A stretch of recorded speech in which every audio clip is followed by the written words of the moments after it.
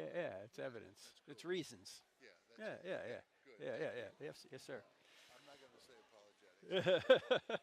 Frank, did Yeah. you sign those girls' books? No, I haven't yet. You need to do, yeah. Well, Would you? I will, though. I will. they're right here. Hey, Tanya. We're working. 1, 2, 3. 1, 2, 3. Yeah, you're good. 1, 2, 3. 1, 2, 3. All right. Yeah.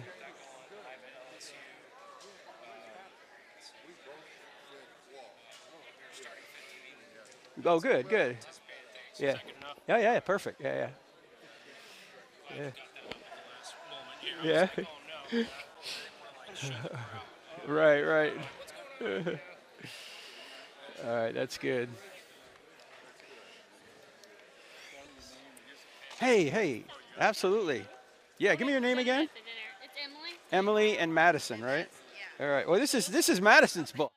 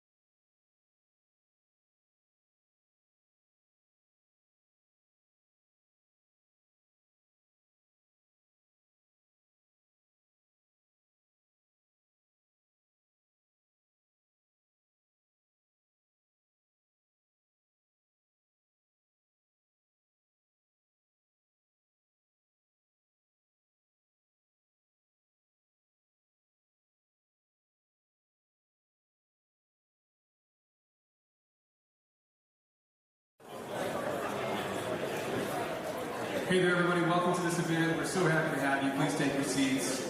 Feel free to sit up close. We have some seats up in here. My name is Elijah Chambliss. I'm here at LSU with Horacio Christie. We're an apologetics Christian organization on campus, and we care about thoughtful Christianity, getting deep in the Word. We've got tons of ministries on this campus, and we want to get deep in the Word. So without further ado, thanks for coming to this Turek event, and I'll pass it over to Dr. Turek.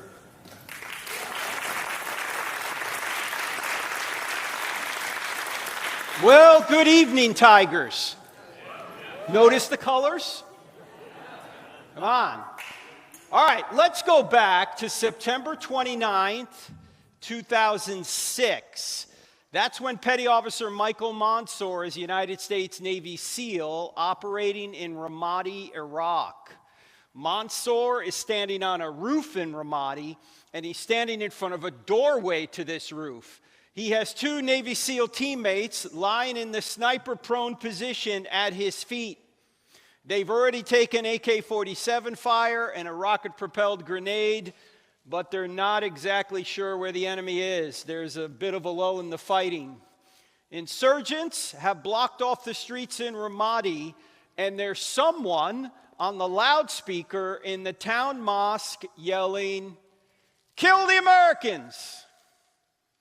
As Mansour and his team are looking for the next attack, an insurgent from an unknown location throws a grenade up on the roof. It hits Mansour in the chest, and it falls to his feet. Due to the length of the throw, there's no opportunity to pick it up and throw it back. He has only a split second to make a decision. He can leap through the doorway behind him and save himself, but if he does, his two teammates lying at his feet will surely die. Mansour yells, "Grenade!" But instead of jumping backward to save himself, he jumps forward, chest first, onto the grenade. It detonates. 30 minutes later, 25-year-old Michael Mansour is dead. His two teammates lying at his feet receive only minor injuries because Mansour's body muffled the blast. One of the survivors said at Mansour's funeral, "Mikey looked death in the face that day and said, 'You will not take my friends, I will go in their stead.'" I've never seen a United States president cry until April of 2008. That's when President George W. Bush invited Mansour's parents into the East Room to give them their son's Medal of Honor posthumously. The president couldn't even get through the citation without breaking down. Since then, Mansour's high school in Garden Grove, California, built a new stadium. They named it Michael A. Mansour Memorial Stadium. The golden trident insignia that the SEALs wear dominates the 50-yard line. January 2019, North Island, California, just outside of San Diego, the United States Navy commissioned the USS Michael Mansour, the newest guided missile destroyer in the fleet, Zumwalt class. There are only 3 ships in the world of this class, and one of them is named after Michael Mansour. This is Mansour's mother, Sally, being escorted onto the ship named in honor of her fallen son.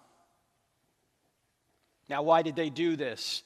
Because Michael Mansour literally sacrificed himself to save his friends.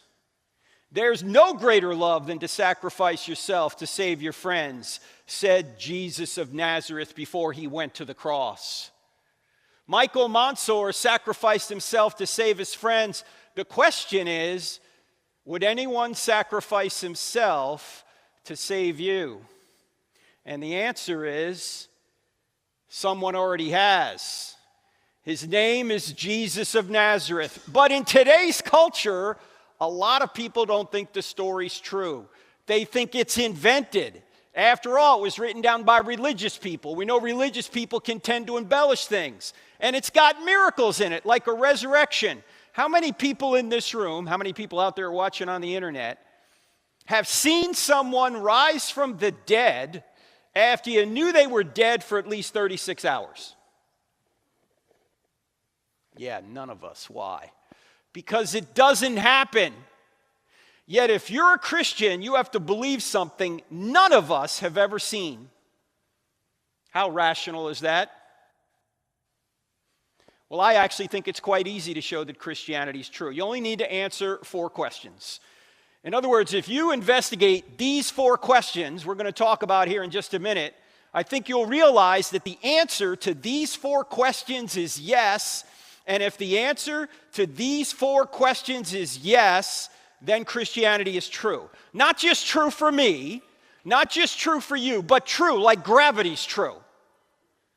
What are the 4 questions? Here are the 4 questions.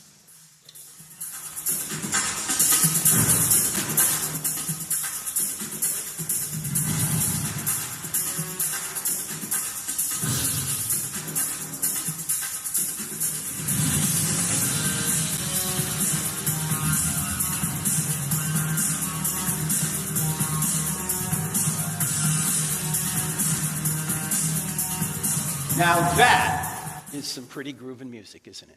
Yeah.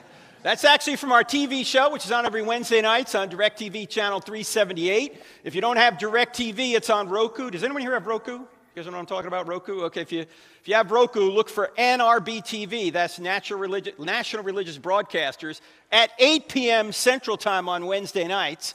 If you don't have DirecTV and you don't have Roku, it's on this new technology sweeping Baton Rouge right now. It's called the internet. Have you guys heard of this? Yeah, it's actually streamed on our website at that time, crossexamined.org. By the way, last week we just started a 22-week series on the top archeological discoveries of the Bible. And so episode 2 is tomorrow night. We're also on radio, a bunch of stations around the country. I think there's one here in Baton Rouge, but it doesn't matter because it's podcasted. In fact, we do 2 I Don't Have Enough Faith to Be an Atheist podcasts a week. Wherever you get podcasts, you can listen to them. And what we do is we present evidence for Christianity, and we cross-examine ideas against it based on our website, crossexamined.org. Now, why are these the 4 questions? Truth, God, miracles, and the New Testament. By the way, this is going to serve as our outline here tonight. We're going to go through these 4 questions from like 30,000 feet and then take your questions. We're going to do Q&A. Actually, I don't think we're going to do Q&A tonight. I think we're going to do all Q, no A. All right? Everyone gets to ask a question, takes all the pressure off me. No. We're going to do Q&A a little bit later. But why are these the 4 questions? First question, does truth exist? Why is that important? Because you hear people today saying there is no truth, or you got your truth, I got my truth, or all truth is relative. Ladies and gentlemen, if there is no truth, Christianity can't be true. Of course, if there is no truth, atheism can't be true either. Now, of course, there's truth, ladies and gentlemen. If there was no truth, would you be spending thousands of dollars a year to come to LSU? What are you here to learn? You're supposed to be here to learn truth, right? I mean, if there was no truth, would you ever read a book? If there was no truth, could you ever catch someone in a lie? I mean, lies presuppose truth, right? So, of course, there's truth. We're going to deal with that first. Second question, does God exist? Christianity can't be true if there's no God. I hope to show you tonight through 3 arguments that God really exists. Now, these arguments are in what we call the Bible, but you don't need the Bible to know them. In fact, you can establish that God exists without any reference to any religious work. Ladies and gentlemen, did people know there was a God before there was a Bible? Of course they did. So we'll talk about that. Third question, are miracles possible? Christianity can't be true if miracles are not possible. No one here has seen a resurrection, yet if you're a Christian, you have to believe in a resurrection. How does that make any sense? Well, I hope to show you tonight that not only are miracles possible, but the greatest miracle in the Bible, even atheists are admitting the evidence for. We'll see that tonight. Then we're going to get to the key question, is the New Testament true?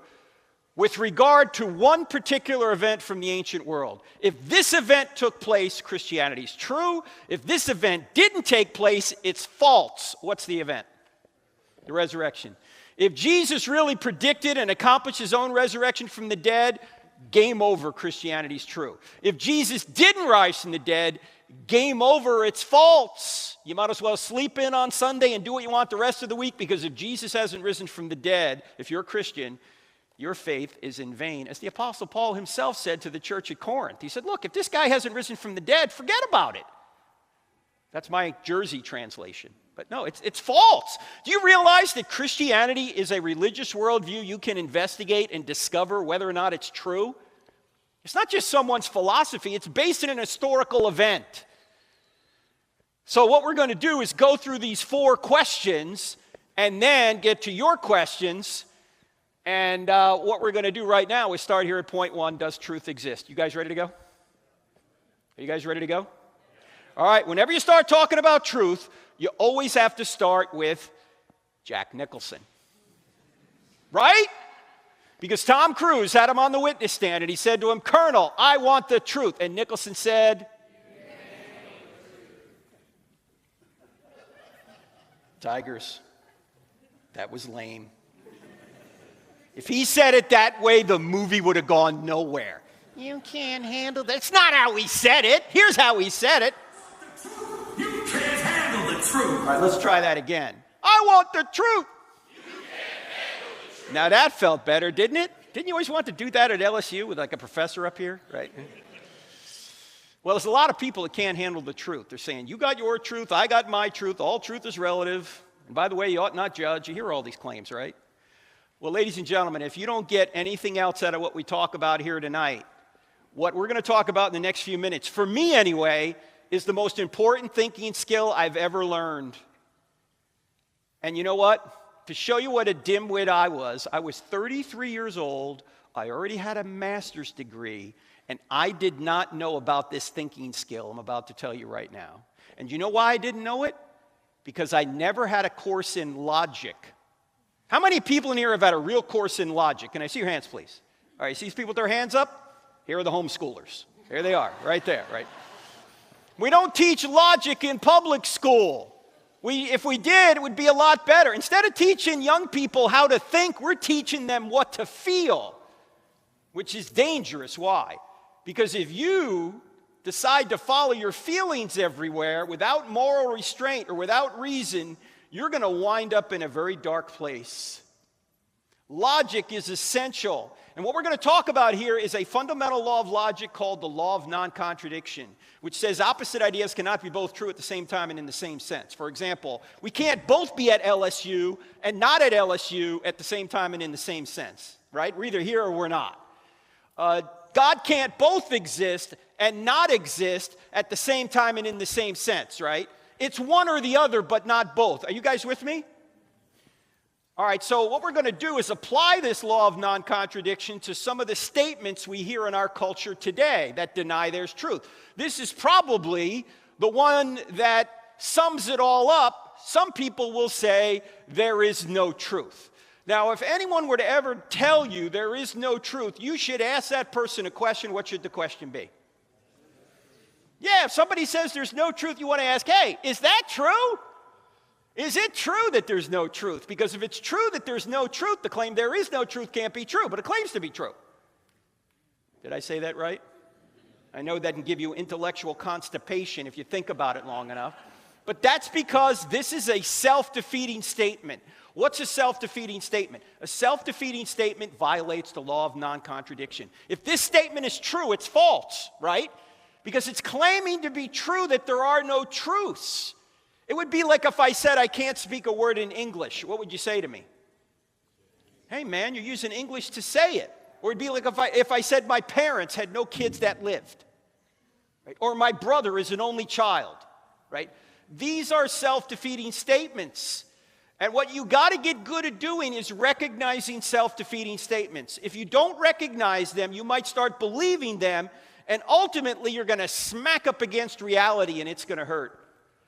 So this is going to help you avoid a lot of pain and suffering. It's also going to be a great way to amaze your friends in a kind way. Why? Because when they say something that's self-defeating, you just need to ask them a question. You don't need to make a statement. You just need to ask them a question. So here's the thinking skill I want you to get good at using. When somebody says something that's self-defeating, what you want to do is you want to turn the claim on itself.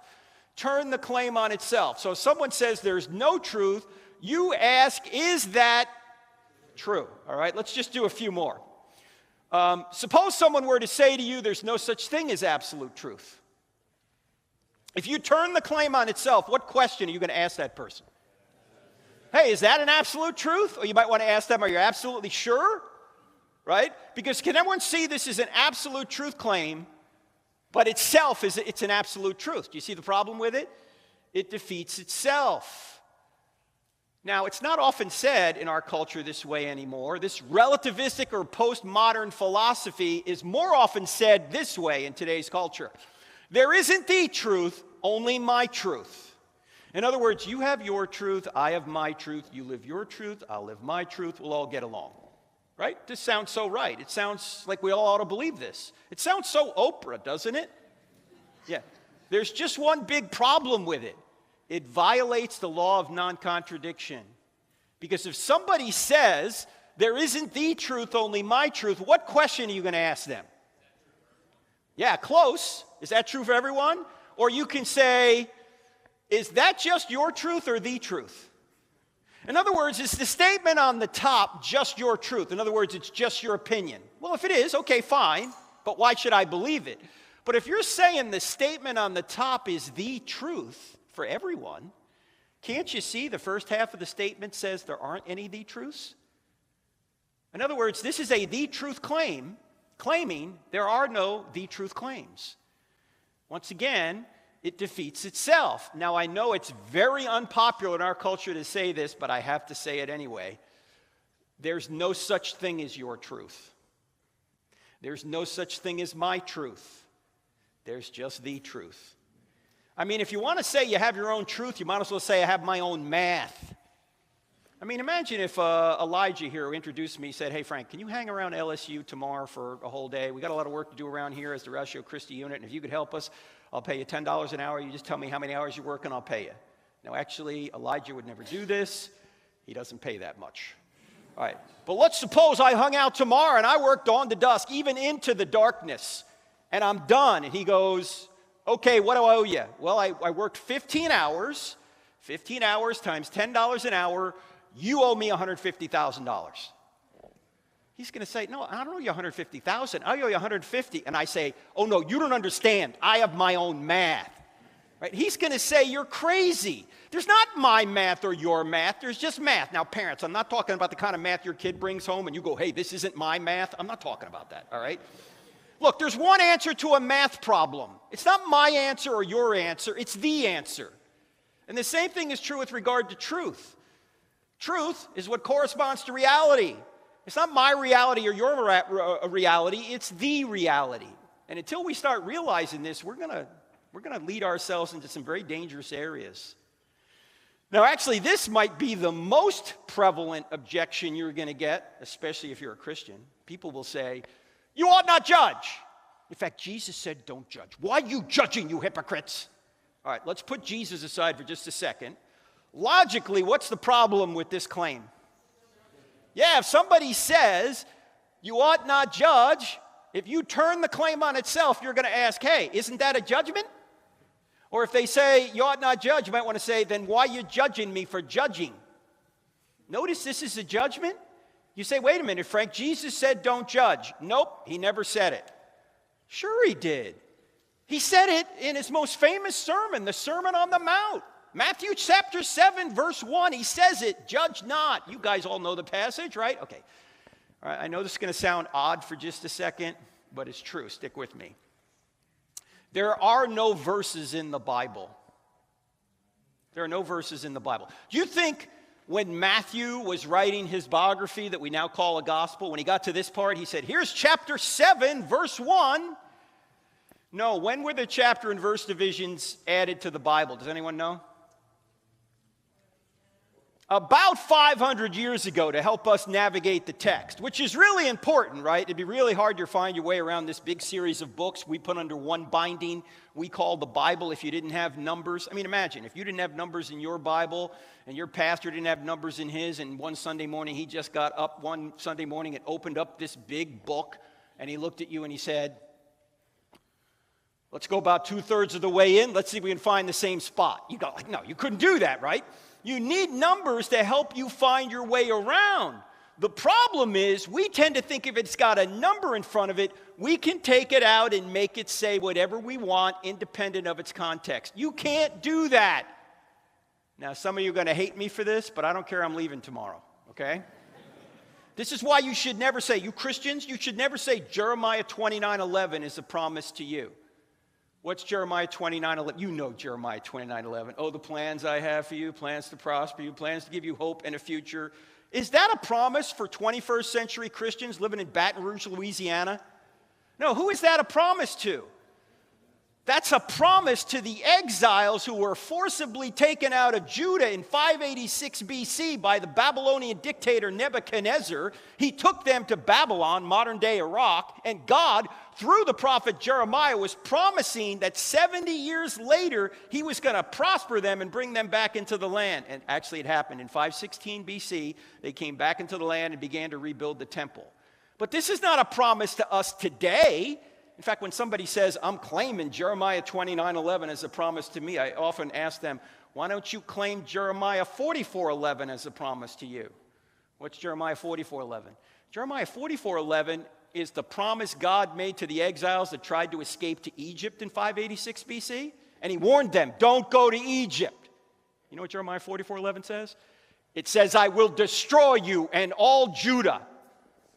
You don't see that stitched into a pillow. You don't see that on a coffee mug. You don't see that on a birthday card, happy birthday. I will destroy you and all Judah. That is so sweet, Grandma. Thank you so much. We're taking stuff out of context. Look, the Bible is not a book of Proverbs. It has a book of Proverbs, but the whole Bible isn't a book of Proverbs. You just can't take a sentence out and try and apply it any way you want.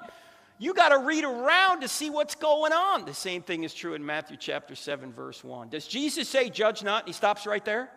No, what does he say? Judge not, lest you be judged by the same standard you judge others, you be judged by that standard. So before you try and take the speck out of your brother's eye, you hypocrite. Notice you hypocrite is a judgment. You notice that?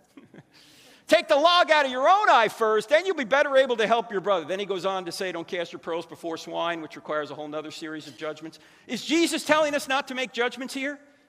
No, he's telling us to take the speck out of our brother's eye. That involves making a judgment. He's simply saying, get that problem out of your life first so you can better help your brother. So this is not a command not to judge. It's actually a command on how to judge.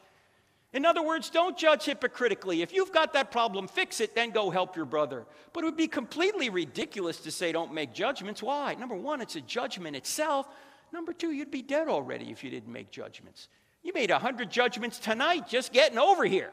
And now you're going, this was a bad judgment. This guy's crazy. What's going on here? Now, everybody makes judgments. Atheists make judgments. They judge there's no God. They judge Jesus didn't rise from the dead. They judge the Bible writers aren't telling the truth. They judge there's no objective meaning or purpose to life. When you die, you're just going to become worm food. It's over. It's hopeless. Have a nice day. These are all judgments. Ladies and gentlemen, the question isn't whether or not you can make judgments. The question is, are your judgments true? Which is why Jesus in John 7:24 said this, stop judging by mere appearances and make a right judgment. By the way, I have noticed this, that Jesus did save a very stern rebuke for people who were judgmental. And who were the judgmental ones in his day? The Pharisees, right? And who were the Pharisees? What was their job? What did they do? Well, some of them were on the Sanhedrin. That was the Jewish ruling council, the lawmakers. In other words, they were religious politicians. And Jesus went after these people. Are you telling me Jesus got involved in politics? Yes! And by the way, he wasn't so nice doing it. In fact, if you think Jesus was a sweet guy who's never said a bad word about anyone, you have not read John chapter 2, John chapter 8, or Matthew chapter 23. What happens in John chapter 2? Jesus makes a whip and he goes and he jacks people up in the temple. Sweet and gentle. Jesus did this? Yes. And then in John chapter 8, he's talking to these Pharisee politicians and he's right in the middle of an argument with them when he says, your father is the devil. Jesus, you can't say that. That's not very Christ-like. Excuse me, I am Christ? Can you imagine you're having an argument with somebody and you stop right in the middle and you go, your father is the devil. Never try that with a sibling, by the way. And then in Matthew 23, Jesus really unloads on these Pharisee politicians. He says, woe to you, scribes and Pharisees, you hypocrites. You strain out a gnat and swallow a camel. Oh, you look great on the outside. You're whitewashed tombs. But on the inside, you're full of dead men's bones. You go a mile to make a convert, and then once you make them a convert, you make them twice as much a son of hell as you are. How will you avoid being condemned to hell? What? Sweet and gentle Jesus said this? Yes, Jesus was not Barney. Can't we all get along, boys and girls? No! Jesus said, I came to bring a sword. Don't think I came to bring peace. I came to bring a sword. It's going to divide mother and daughter, father and son. How often you hear those passages talked about? But some of you Christians in here, you know those passages are true because you're divided in your own family over Jesus. And guess what? You should be. If Jesus is God, and I think he is, you should be following him. Not what your family says, not what your culture says, not what your boyfriend or your girlfriend says. You should be following Jesus. Jesus did not came to make peace with the world. He came to bring unity in the church, but not with the world. So don't buy into this idea that Jesus was some kind of wimp. In fact, why did they kill him? Well, at least for two reasons. Number one, he claimed to be God. That was blasphemy to the Jews and sedition to the Romans. And number two, he annoyed some pretty powerful people, like Caiaphas, the high priest, who wound up sentencing Jesus to die. I think Caiaphas knew Jesus was the Messiah. Why? Because right after Jesus raises Lazarus from the dead, what does Caiaphas want to do? He wants to kill not only Lazarus, but Jesus. And he even says, it's better that one innocent man die than the whole nation perish. He didn't want to lose his job. So he had Jesus executed. He wanted to suppress the truth. And he knew it was true, I think. In fact, Augustine said this, we love the truth when it enlightens us, we hate the truth when it convicts us. A few military people in here, and by the way, I was in the Navy for 8 years, which stands for never again volunteer yourself. A few military people in here, you always get more flack when you're over the target. If you tell somebody something that's true and they're shooting back at you, you're over the target. They don't want their evil deeds exposed. Men love darkness rather than light, said Jesus. So, you have to make judgments, but you have to make judgments without being judgmental. In fact, nobody in this room, nobody watching out there is going to make it to God because you're better than anybody else. We're all fallen. We're all sinners. That's why we all need a Savior. In fact, somebody put it this way, evangelism is just one beggar showing another beggar where the food is. So we have to make judgments without being judgmental. Now, there's so many more of these self-defeating statements we can go into. We don't have time. We've got to move on. But can everybody see that this statement right here, here's the summary, can everyone see that this statement right here shoots itself? Can everybody see that? Okay? Which means relativism and postmodernism are false because they claim it's true that there is no truth. Now, tragically, most of our universities and many of our high schools have bought in to the truth that there is no truth. Does that make any sense? In fact, as you know, we go to a lot of universities. Here is a university. This is the University of Wisconsin at Madison. And they love the Bible there about as much as the University of California at Berkeley does. And we always set up a microphone. We'll have that microphone set up a little bit later for Q&A. And when somebody gets up to the microphone that isn't a Christian, if that person expresses any hostility at all, I'll normally ask a question. And maybe that's somebody here tonight. Even if you don't express hostility, I might ask you this question. But it's not fair for me to do that unless I tell you what the question is in advance so you can think about it, okay? Here's the question I may ask you. If Christianity were true, would you become a Christian? I've had atheists stand at that microphone in front of hundreds of people and say, no! No? Wait, I thought you claimed to be reasonable. I thought you claimed to be rational. How is it reasonable that you wouldn't believe something that turned out to be true? Because it's not a matter of reason. It's not a head problem, it's a heart problem. They don't want it to be true. They don't want there to be a God. Why? Because they want to be God over their own lives. They're not on a truth quest, they're on a happiness quest. And they're just believing whatever they think is going to make them happy. Here's the problem. You can make yourself happy over the short term, doing a lot of fun, but ultimately selfish and sinful things. Yet over the long term, it's a disaster. And the few people in this room over 40 years old know what I'm talking about, because many of us have tried it ourselves, right? If you want contentment, you got to go straight through truth. If you just live for yourself all the time, you just become a big me monster. First of all, who's going to put up with that? And if somebody does put up with that, you're probably not going to have a very fruitful relationship. No. If it's all about you all the time, you following your every impulse, doing whatever you want to do whenever you want to do it, you're going to wind up divorced, addicted, broken, alone, and probably prematurely dead. Sorry, that's just what truth is. So always ask yourself the question, if Christianity were true, would you become a Christian? By the way, this sword cuts both ways. An atheist could say, if atheism were true, would you become an atheist? Right? Are we just believing what we want to believe? Or is there really evidence? And by the way, why is there evidence for anything at all? Because we live in a rational world put together by a mind. We'll get into it. In fact, that's the second thing we're going to look at. Does God exist? We know that truth exists. The next question, is it true that God exists? And I mentioned 3 arguments we're going to look at briefly. We don't have time to dive in. But we're going to look at 3 arguments for the existence of God. The first argument is the argument from the beginning of the universe, known as the cosmological argument. Cosmological comes from the Greek word cosmos, which means world or universe. And it says if the universe had a beginning, then it must have had a beginner. The second argument is the argument from design, known as the teleological argument. Telos is a Greek word meaning design or purpose. And it says if there's design in the universe and design in you, life, then there has to be a designer. Now, these 2 arguments have some scientific evidence behind them. The third argument is not a scientific argument. It's more philosophical in nature, yet it's the argument we've all known since we were very small children. It's the argument from morality known as the moral argument. And it says if there's one thing morally wrong out there, just one, like say it's wrong to torture babies for fun, or it's wrong to murder 6 million people in a Holocaust, or it's wrong to walk into an elementary school and shoot 9-year-olds, then there has to be a God. Why? Because if there is no standard of righteousness outside of ourselves that we're all obligated to obey, then everything's just a matter of opinion. That's just your opinion against a baby torturer's opinion, your opinion against Hitler's opinion, your opinion against some school shooter's opinion.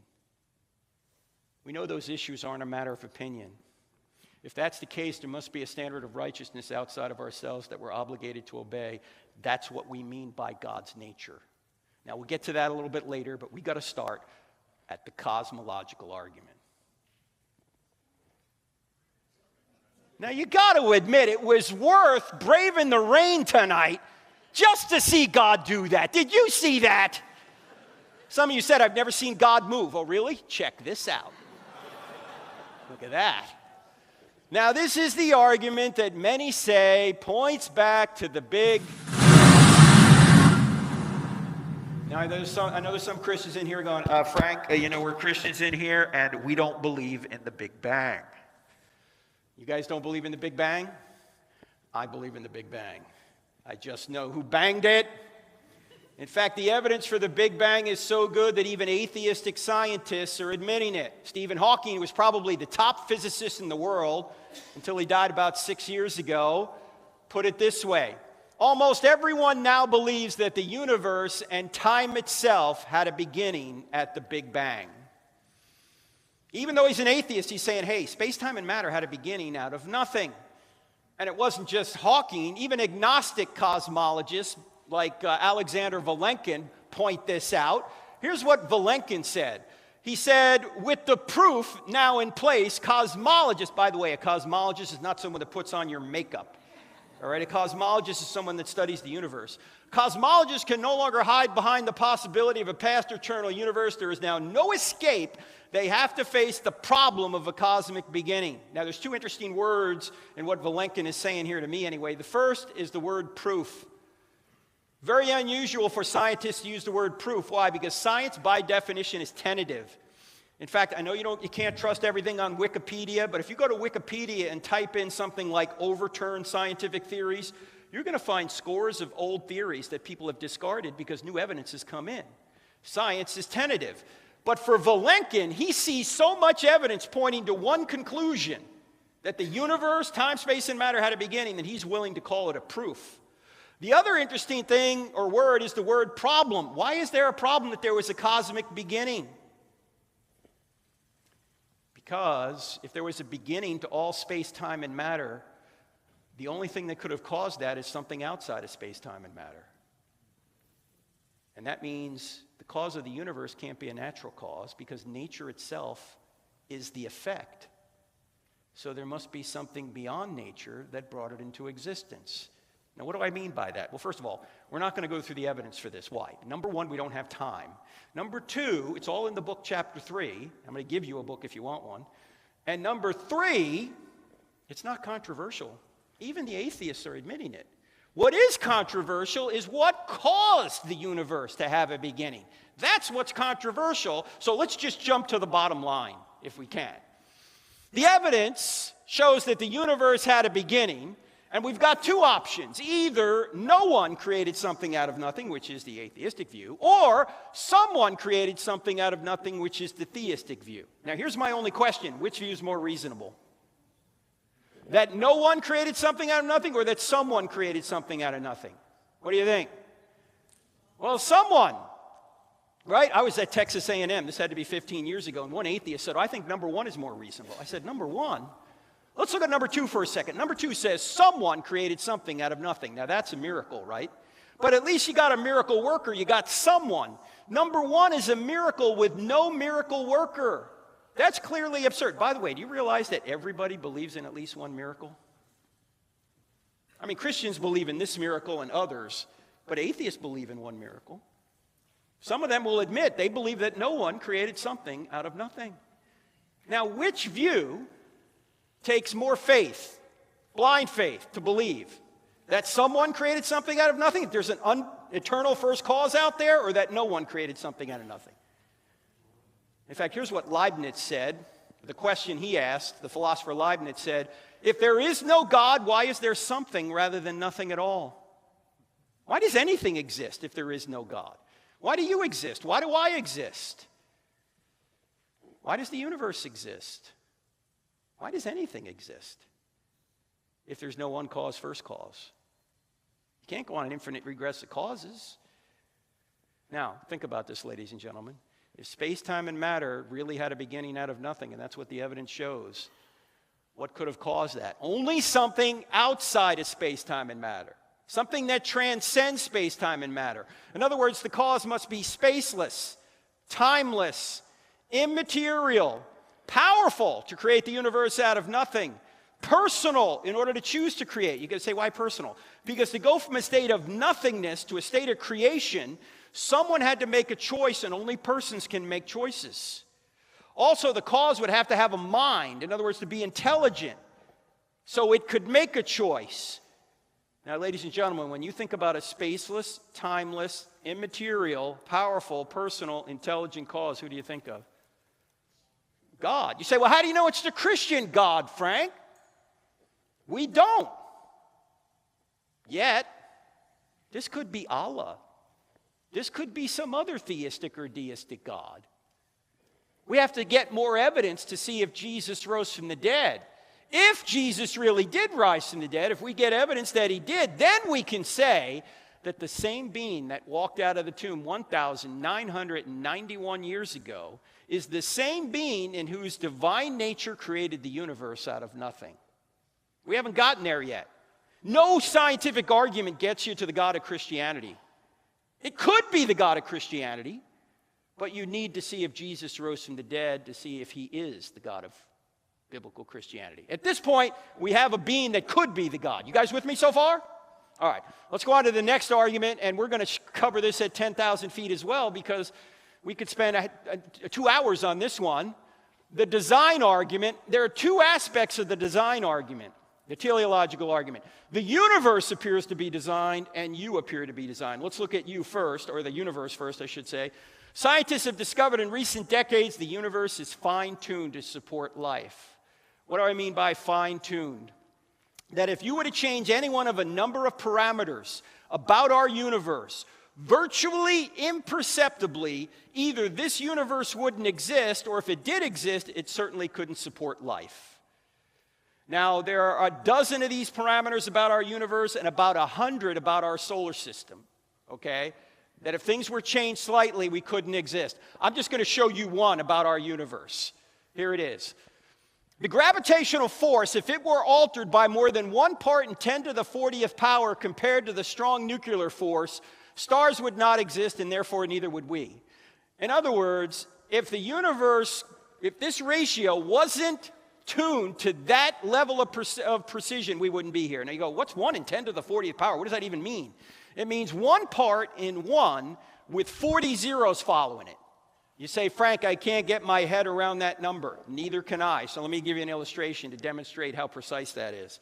Take the entire North American continent from Central America all the way to Greenland and stack it in dimes all the way to the moon. That's 238,000 miles. And then do that on 1 billion other North American continents. Take all of that billion piles of dimes, put them in one humongous pile, mark 1 dime red, mix it in, throw a friend on the pile, blindfold that friend, and ask him to randomly pick 1 dime. The chance that he would pick that 1 red dime is 1 chance in 10 to the 40th power. Is he going to pick that dime? No. What's more probable? A lot more probable. He's not going to pick the dime. Now, when you look at this particular parameter about our universe, what's more reasonable to believe? That this was designed to be this way, or it wasn't designed to be this way? What do you think? This was caused by some sort of designer. I'm just showing you one out of at least a dozen, and there's 100 about our solar system. You have to have a lot of faith to believe that this happened by chance. And by the way, chance, what does that even mean? This happened by chance. Does chance cause things? Is chance a cause? Who caused this? Chance. He was just here. No. Chance is not a cause. Chance is a word we use to describe mathematical possibilities. Chance doesn't do a thing. You know what scientists mean when they use the word chance? We don't know. That's what they mean. This was either designed or it wasn't. It appears to be designed. Now, not only does the universe appear to be designed, you appear to be designed. In fact, this is you in the womb at 11 weeks. Question, is this animal, mineral, vegetable, or human? In fact, let's go back earlier than 11 weeks. Let's go all the way back to when your mother and your father got together to conceive you. Have you guys had this talk before? I see some young people in here, so I'll try and be discreet. I also see some older people in here, so I'll try and be discreet as well, just in case you've forgotten how this works. All right.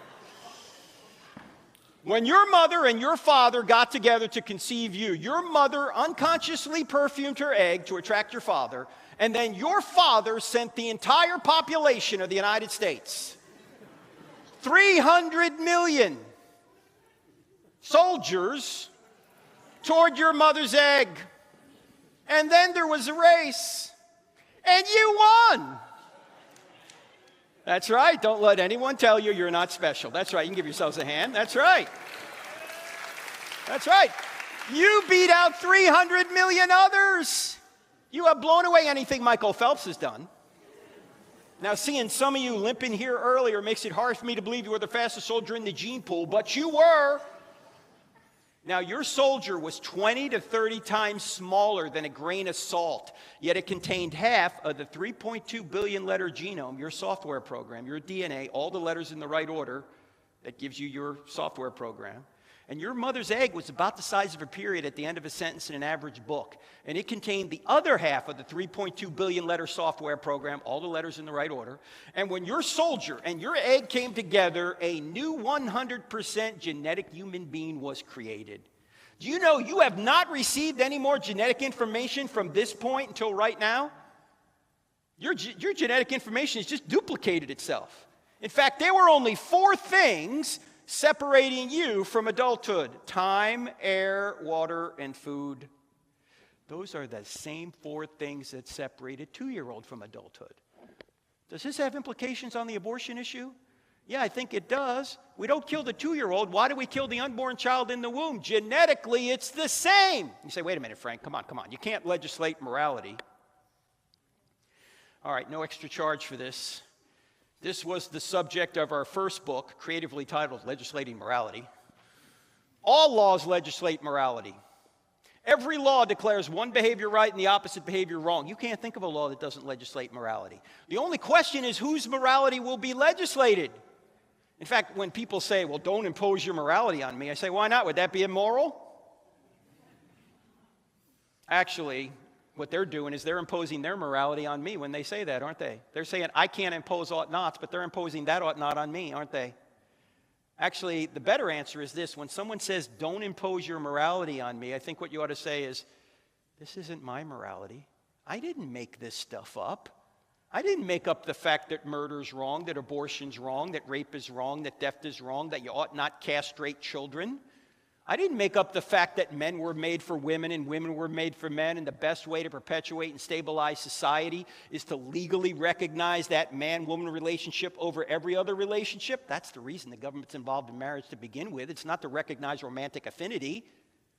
I didn't make any of this stuff up. This isn't my morality. This isn't your morality. This just happens to be the morality.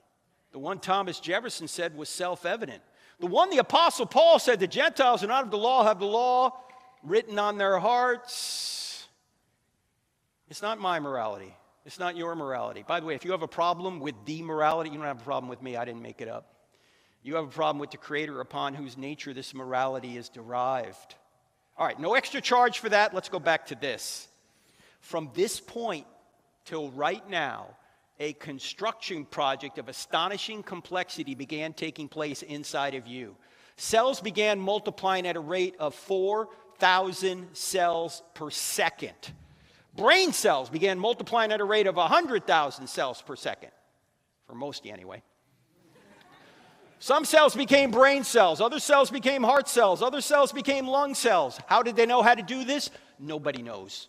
Some cells went so far across you to become what they needed to become that it would be equivalent to you today walking across the United States alone. And that construction project continues to this very moment. You just made 4 million new red blood cells. You just made another 4 million new red blood cells.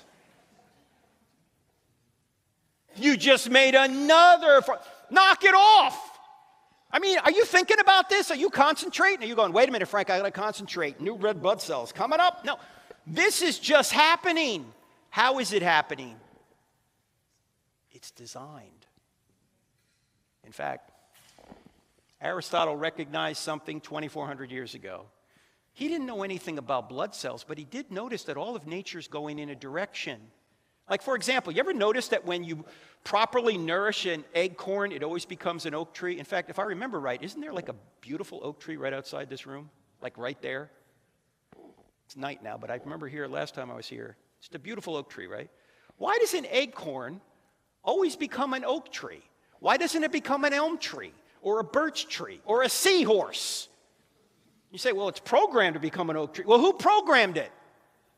And by the way, is an acorn conscious? Is an acorn in the ground thinking, all right, what do I have to do to become an oak tree? No. But it reliably goes in the direction of becoming an oak tree. If it doesn't have a mind of its own, and it doesn't, yet it reliably goes in a direction, there must be an external mind directing it toward an end. That's what Aristotle called the unmoved mover. Thomas Aquinas came along in the 1200s AD and he said, this is going to be my fifth way to argue for God. That all of nature's going in a direction. If it's going in a direction, there must be a mind directing it. Now, ladies and gentlemen, this is not a Big Bang cause way back when. It's not a historical cause. This is a right now cause. Every single second you exist, this universe exists. The natural laws that govern it, someone is directing it. You ever ask yourself, why do all material things change, but the laws that govern material things don't change? Why are there laws at all? Because this universe was put together and is presently sustained by a mind. In fact, this is why the Apostle Paul said, in him we live and move and have our being, and Christ holds all things together. And the writer of Hebrews says, God sustains all things by his powerful word. In other words, God just doesn't create the universe and then leaves it. God creates the universe and sustains it. That's why we can do science, by the way. Why can we find reliable cause and effect? Because this is an orderly world with natural laws that do the same thing over and over again. If somebody wasn't directing this, we wouldn't be able to find reliable cause and effect. There would be chaos. This is also, by the way we can discover miracles. Something that's an exception to the reliable natural laws. In fact, God is to the universe what a band is to music. If a band were up here playing music, the band would be creating and sustaining the music. What would happen to the music the second the band stopped playing? Music would be over. Same thing is true with God. He creates the universe and the natural laws that govern it. He creates you and the natural laws that govern you, and he sustains the universe and you and the natural laws that govern it. If he were to pull his hand away, we'd go out of existence. This is why the atheists are mistaken when they say we've answered Aquinas and Aristotle. They haven't answered him. Why? Because they're not talking about an historical cause like they think. They're not talking about a Big Bang cause. They're talking about a cause right now. In fact, Aristotle mistakenly thought the universe was eternal. He said, even if it is eternal, you need a cause right now. Now, there's a lot more of this in the book called Stealing from God. We don't have it here, but if you want to go further, you can. We've got to move on to the final argument for God, and that is the moral argument. And probably the best way, I think, to communicate the moral argument is to talk football. Okay, question. How do you know that your quarterback throwing a touchdown is better than your quarterback throwing a pick six? That's when he throws it to the other team and they take it back for a touchdown. How do you know? This is known as the interactive portion of the program. How do you know? Points? No, not just points. Not just rules. Not just the outcome.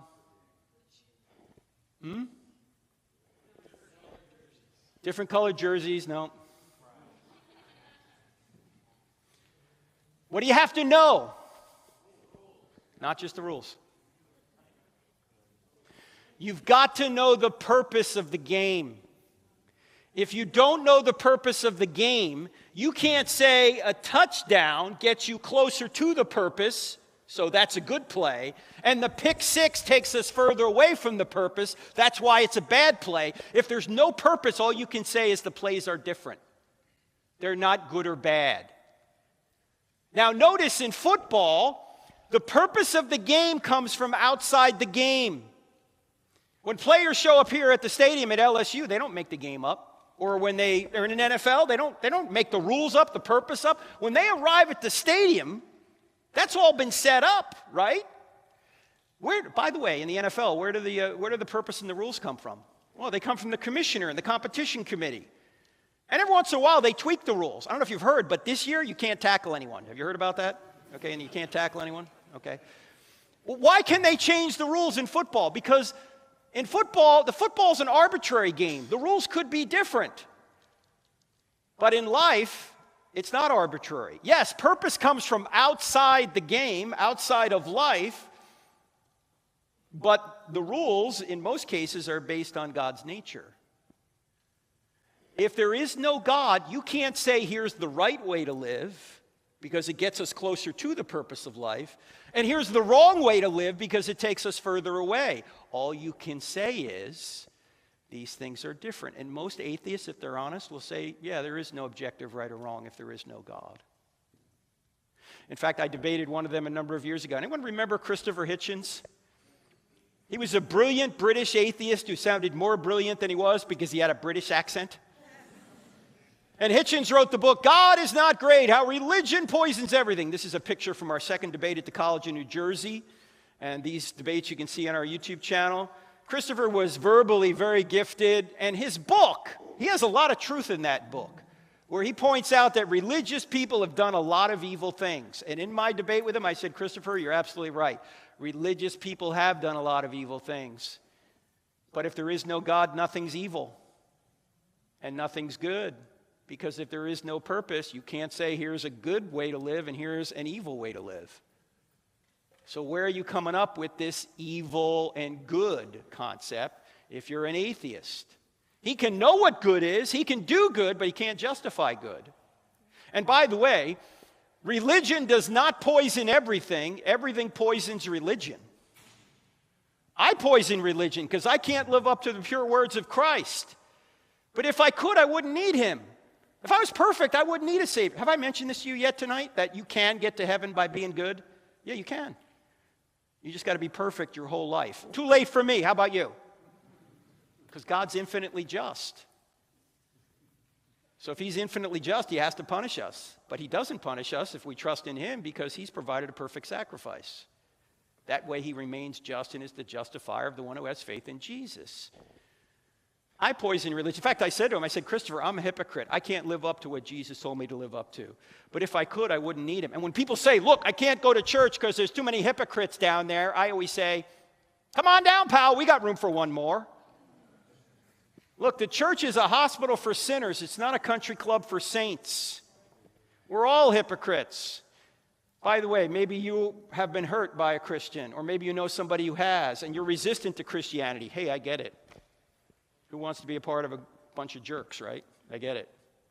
But that doesn't tell you whether or not Christianity is true or false. In fact, Dr. John Dixon, who teaches at Wheaton University, asks anybody who is upset over what Christians have done this question. When somebody plays Beethoven poorly, who do you blame? You don't blame Beethoven, right? So when somebody plays Jesus poorly, who do you blame? You don't blame Jesus. Look, just because I'm not true and beautiful doesn't mean Jesus isn't true and beautiful. Newsflash, Christianity is not Christians. Christianity is Jesus. Keep your eyes on Jesus. He's the sacrifice. We're not. He's the Savior. We're not. But look, if there is no standard of good, you can't even say murder's evil. Oh, you can say it, you just can't justify it. You can't say racism or slavery or anything, any evil Christians have done, you can't call it evil. Why? Because if there is no good, there is no evil. You say, can't evil exist on its own? No, evil is a parasite in good. Evil is like cancer. If you take all the cancer out of a good body, you got a better body, right? What happens if you take all the body out of the cancer? It doesn't exist on its own. Evil is like rust in a car. If you take all the rust out of a car, you got a better car. What happens if you take all the car out of the rust? You got a Pinto. Right?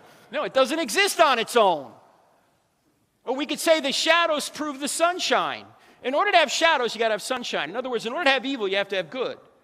Oh, you can have sunshine without shadows. You can have good without evil, but you can't have evil without good. You can't have shadows without sunshine. So if evil exists, God exists. I know that sounds counterintuitive, but it's true.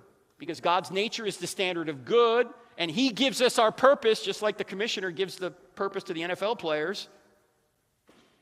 And that means there's a right way to play the game and a wrong way to play the game. In fact, too often today, though, we think that if we're going to love somebody, we have to approve of what they do. Does love mean approval, ladies and gentlemen? I can prove to you it doesn't.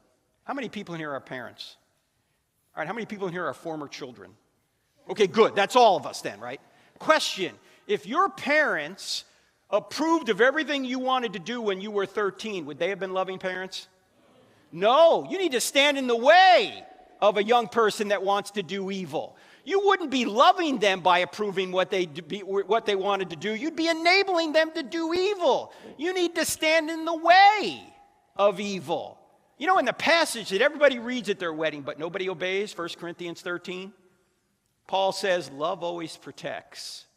Love does not rejoice in wrongdoing. Love rejoices in the truth. Love always perseveres.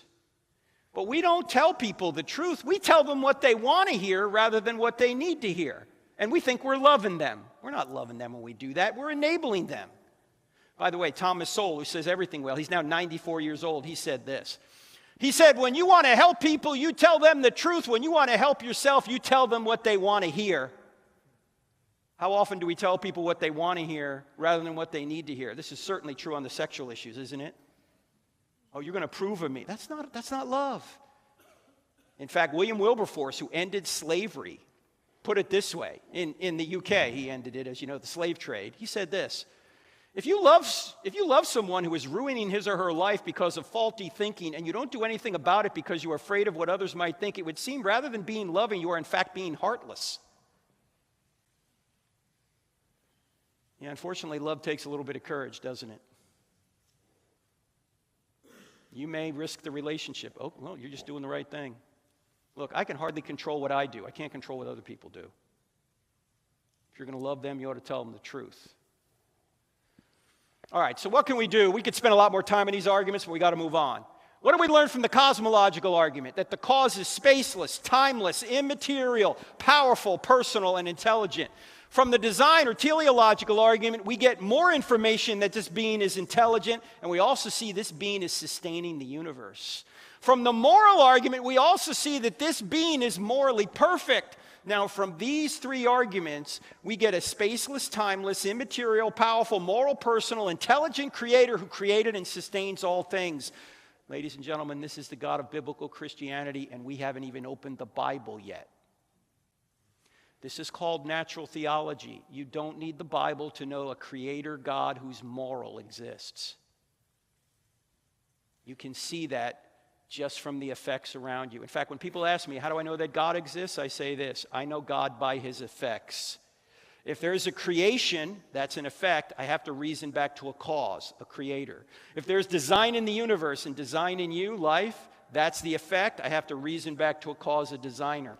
If there's a moral law written on our hearts, that's the effect. I'm reasoning back to a cause, a moral lawgiver. If we all have the capacity to know reality outside of our skulls, we have this mind and these laws of logic out there, that's the effect. I have to reason back to a cause. There must be a great mind that establishes and grounds all this. If there's evidence that a man predicted and accomplished his own resurrection from the dead, which we're about to get to, that's the effect. I have to reason back to a cause. Who could have predicted and accomplished the resurrection of the dead? Only somebody like God. You're always reasoning from effect back to cause. In fact, if you think you've had some sort of personal experience with God, he's answered a prayer, or you think he's told you something, you're doing the same thing. You're saying the answered prayer is the effect, and you're reasoning back and you're saying the cause is God. Ladies and gentlemen, this is what scientists do. We reason from effect back to cause. That's what science is it's search for causes. And the queen of all sciences, I know this is going to be a shock here at LSU, the queen of all sciences is theology. Why? Because theology puts every academic discipline under one umbrella and shows how all these causes and effects point back to the ultimate cause. Here's the problem with atheism. They have no cause. They have all these effects, but no cause. Why do I believe God exists? Because I believe in cause and effect. Now, how do we know which God now? We have the God who could be the God of the Bible, but in order to discover that, we got to go to the third question, are miracles possible? Now, if God exists, of course miracles are possible, but what does God use miracles for if he does exist? To tell us who to follow. In fact, if you look in the Bible, miracles are around three different time periods. Moses, Elijah and Elijah, and Jesus and the apostles. Why? Because those people have new revelation that needs new confirmation. Why should you follow any of those people? Because they can do miracles. It authenticates them as prophets. Now here's the problem. A lot of people think miracles are impossible. Like, for example, Noah, Christians. Can we just keep this between ourselves? Can we all agree, if you're a Christian in here, that Noah and the ark is crazy? Thank you. Resurrections, I already asked, how many have seen one? No one has. Yet if you're a Christian, you have to believe in a resurrection. How does that make any sense? None of us have seen it. And for some reason, the big problem miracle in the Bible is Jonah. Is that a whale of a tale or a tale of a whale? Can you really believe in Jonah? Ladies and gentlemen, what is the greatest miracle in the Bible? It's not the resurrection. What is it? The greatest miracle in the Bible is the first verse. In the beginning, God created the heavens and the earth. If that verse is true, every other verse is at least possible, right? I mean, if God can create the whole universe out of nothing, can he do whatever he wants? It's not logically impossible inside the universe? Of course he can. Well, here's the interesting part. Even the atheists are admitting the evidence for the first verse. In fact, you know what Hawking's explanation was for the beginning of the universe? This was in the last book he wrote, a book called The Grand Design. This is on page 180, and I'm quoting. Here's what Hawking said, his explanation for how this happened. Because there's a law like gravity, the universe can and will create itself out of nothing, unquote. Hello, McFly. Does that sound like a reasonable explanation to you? In fact, John Lennox, the esteemed philosopher and mathematician who happens to be a Christian who teaches at Oxford University, said of this explanation by Hawking, he said, when brilliant scientists talk nonsense, it's still nonsense. Gravity didn't even exist. Gravity doesn't create anything. No. If Genesis 1:1 is true, then every one of these other verses is at least possible. You say, well, I haven't seen a miracle, so I can't believe in them. By the way, you believe in a lot of things you haven't seen, but let's leave that aside for just a second. Do you realize that for Christianity to be true, no miracles have to have occurred since Jesus and the apostles? Now, I think there have been miracles since then, but they're not necessary to show that Christianity is true. And by the way, if miracles did occur quite a bit, they would lose the force and the reason they exist in the first place. I mean, imagine if resurrections occurred routinely. What would the resurrection of Christ mean? Nothing. You go to somebody and go, hey, Jesus rose from the dead to prove he was God. And the guy goes, so what? Uncle Leroy just rose from the dead 2 weeks ago. You know, now I got to give the inheritance back. You go, no, right? They have to be rare events if they're going to get our attention. They can't be happening all the time. And the natural laws that provide the backdrop for how things normally occur have to be the regular events. Only the rare events are going to jump out at us. Although there are events that are so spectacular that happen every day. We don't call them miracles because they do happen every day. But if we stop and think about them, we realize there's intelligence behind them. For example, how many people in here have seen your own flesh and blood born? Every mother should raise your hand. It's the fathers I'm looking at now, right? Now, when you see your own flesh and blood come out of yourself or your wife, you don't go, evolution, right? You go, this is amazing. We made whoopee 9 months ago, and now look at this. How does this happen? You know there's intelligence behind it. We don't call it a miracle. Why? Because it happens every day. But to deny that that's amazing, I think shows how jaded we've become. In fact, a biologist by the name of Ariel Roth put it this way. He said, God never did a miracle to convince an atheist because his ordinary works provide sufficient evidence. I mean, just look at the person sitting next to you right now.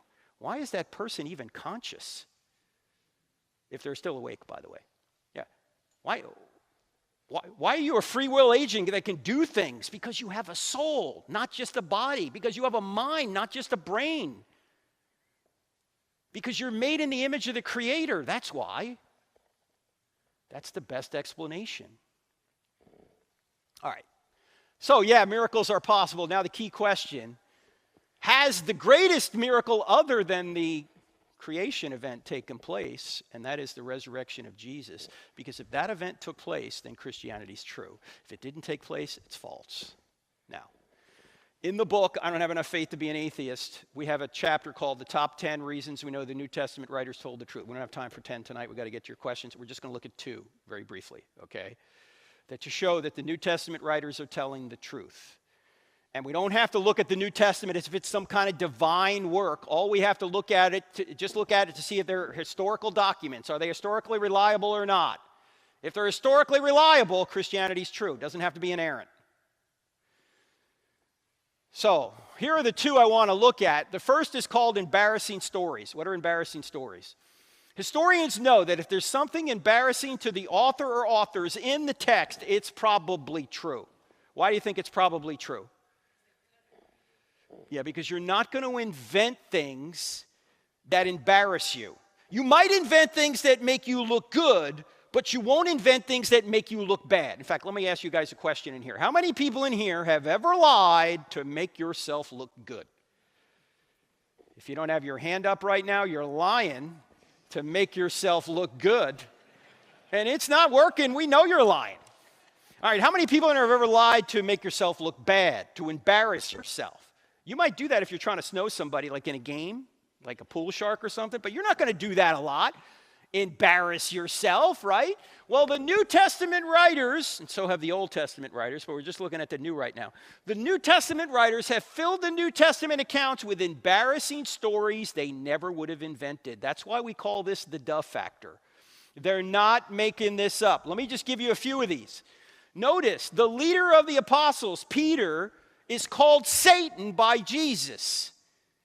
Now, that's embarrassing. I mean, what do you think? Peter, or Mark, who wrote this down at one point, said to Peter, hey, Pete, I'm going to make this a real interesting story. I'm going to have the Lord call you Satan. What do you think Peter would have said? Have him call you Satan. Look, I'm the leader here. This doesn't look good. And then Peter says, oh, Lord, I'll never deny you. What does he wind up doing? He denies him 3 times. And then at the crucifixion, all the disciples, maybe with the exception of one, all the disciples run away for fear of the Jews. This is like a Monty Python movie. Run away! They all run away. And who are the brave ones? Ladies, who are the brave ones? The women. The women are the brave ones. Now, who wrote the New Testament documents down?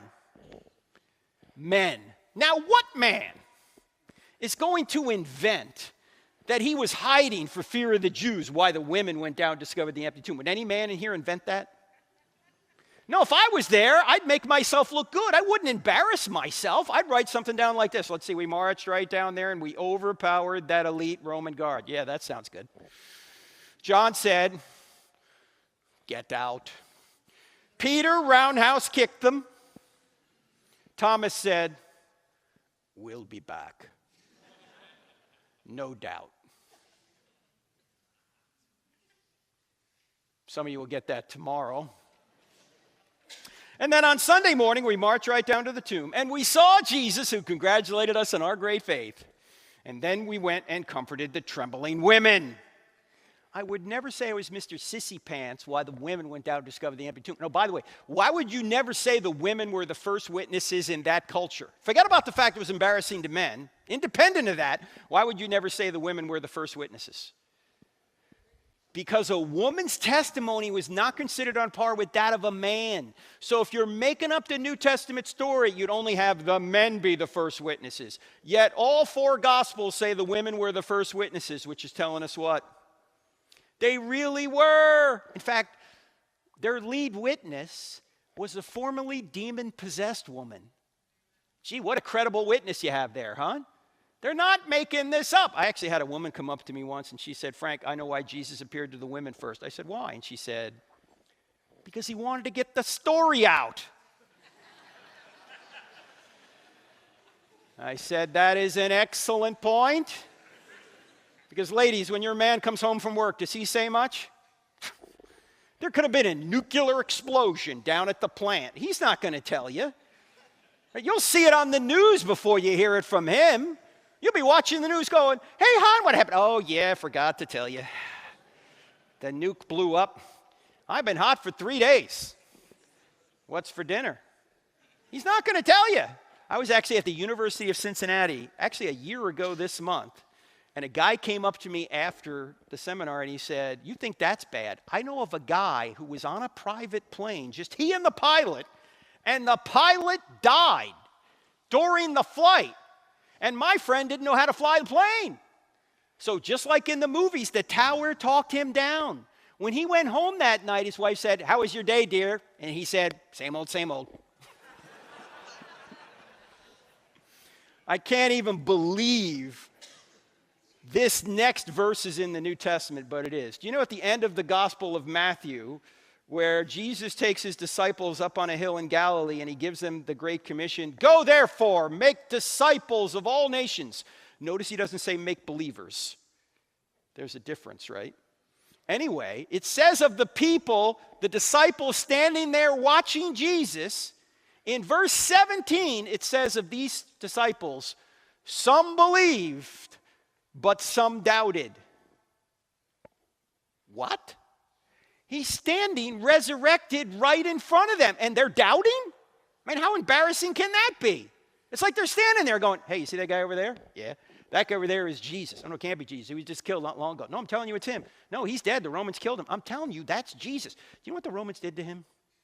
They whipped him.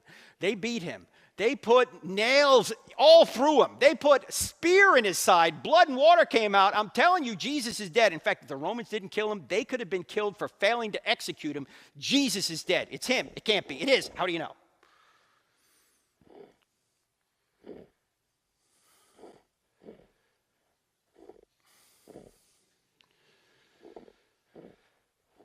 The women told me. They're not making this up. There's even potentially embarrassing details about Jesus in the text. You know, in Mark chapter 3, it says that Jesus' own family thought he was out of his mind and they wanted to seize him and take him home. That's embarrassing. In fact, it says his own brothers don't believe in him in John chapter 7. That's embarrassing when your family and your brothers don't believe in you. We learn later, however, that James, the half-brother of Jesus, dies as a martyr in the city of Jerusalem in 62 AD. He's the pastor of the church in Jerusalem. The Sanhedrin, the Jewish ruling council, throw him off the Temple Mount, and then they stone him to death. And this is actually not anywhere in the Bible. You know who tells us this? Josephus, the Jewish historian, who was probably in Jerusalem at the time because he lived from 37 AD to about 100 AD. He tells us this, and another writer, Hegesippus, that lived later, they say that James dies as a martyr at the hand of the Sanhedrin. Now, why would this guy not believe his own brother was God before the resurrection, and then 30 years after, in the city, Jesus is alleged to have risen from the dead, and he dies as a martyr as the pastor for his brother's church. You know why? Because 1 Corinthians 15, the earliest evidence for the resurrection in the Bible, it's a creed that was memorized very early, even before it was written down, says that Jesus appeared to James. That must have convinced him, right? I mean, before the resurrection, James said, yo, bro, you're not God. After the resurrection, he said, yo, bro, you're God. Now, how many people in here have a brother? All right, how many people ever have a brother who thinks he's God? Yeah, you don't believe in him either, right? Neither did James. Jesus is called a madman. He's called a drunkard. He's called demon-possessed. You think they invented all this? He has his feet wiped with the hair of a prostitute, which easily could have been seen as a sexual advance. And oh, by the way, there are two prostitutes in Jesus' bloodline, the Messiah's bloodline. Who are they? Does anyone know? Rahab and Tamar. Now, do you think Matthew, when he recorded the genealogy, said to himself, you know what? I really think I need to spice up the Messiah's bloodline a little bit. Let me put a couple of prostitutes in here. Rahab, Tamar. No. In fact, there's a lot of shady people in the bloodline. Judah, from where we get the term Jew from, Jesus, from the tribe of Judah, not a good guy. What did Judah do? He sold his brother Joseph into slavery in Egypt, and he slept with his daughter-in-law who was posing as a prostitute, Tamar, and this guy's in the bloodline of the Messiah.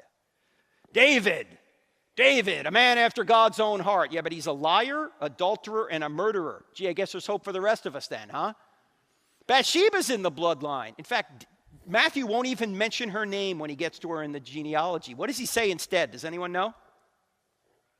Uriah's wife. Look, he's telling the truth, but it's a slam. Who's Uriah? Husband of David. Husband of David. Yeah, and he and Jonathan loved one another.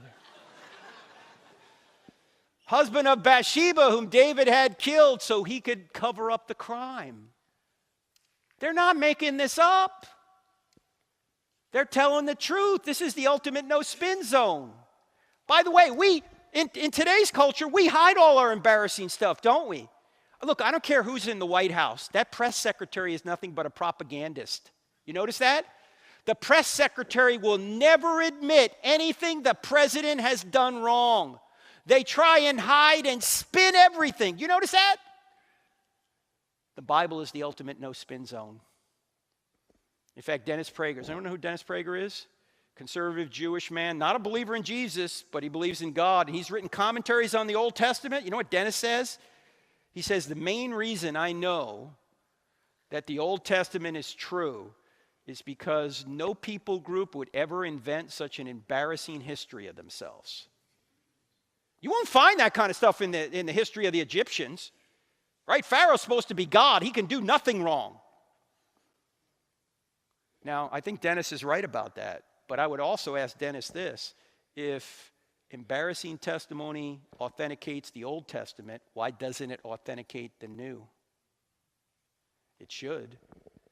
Why would they make this up?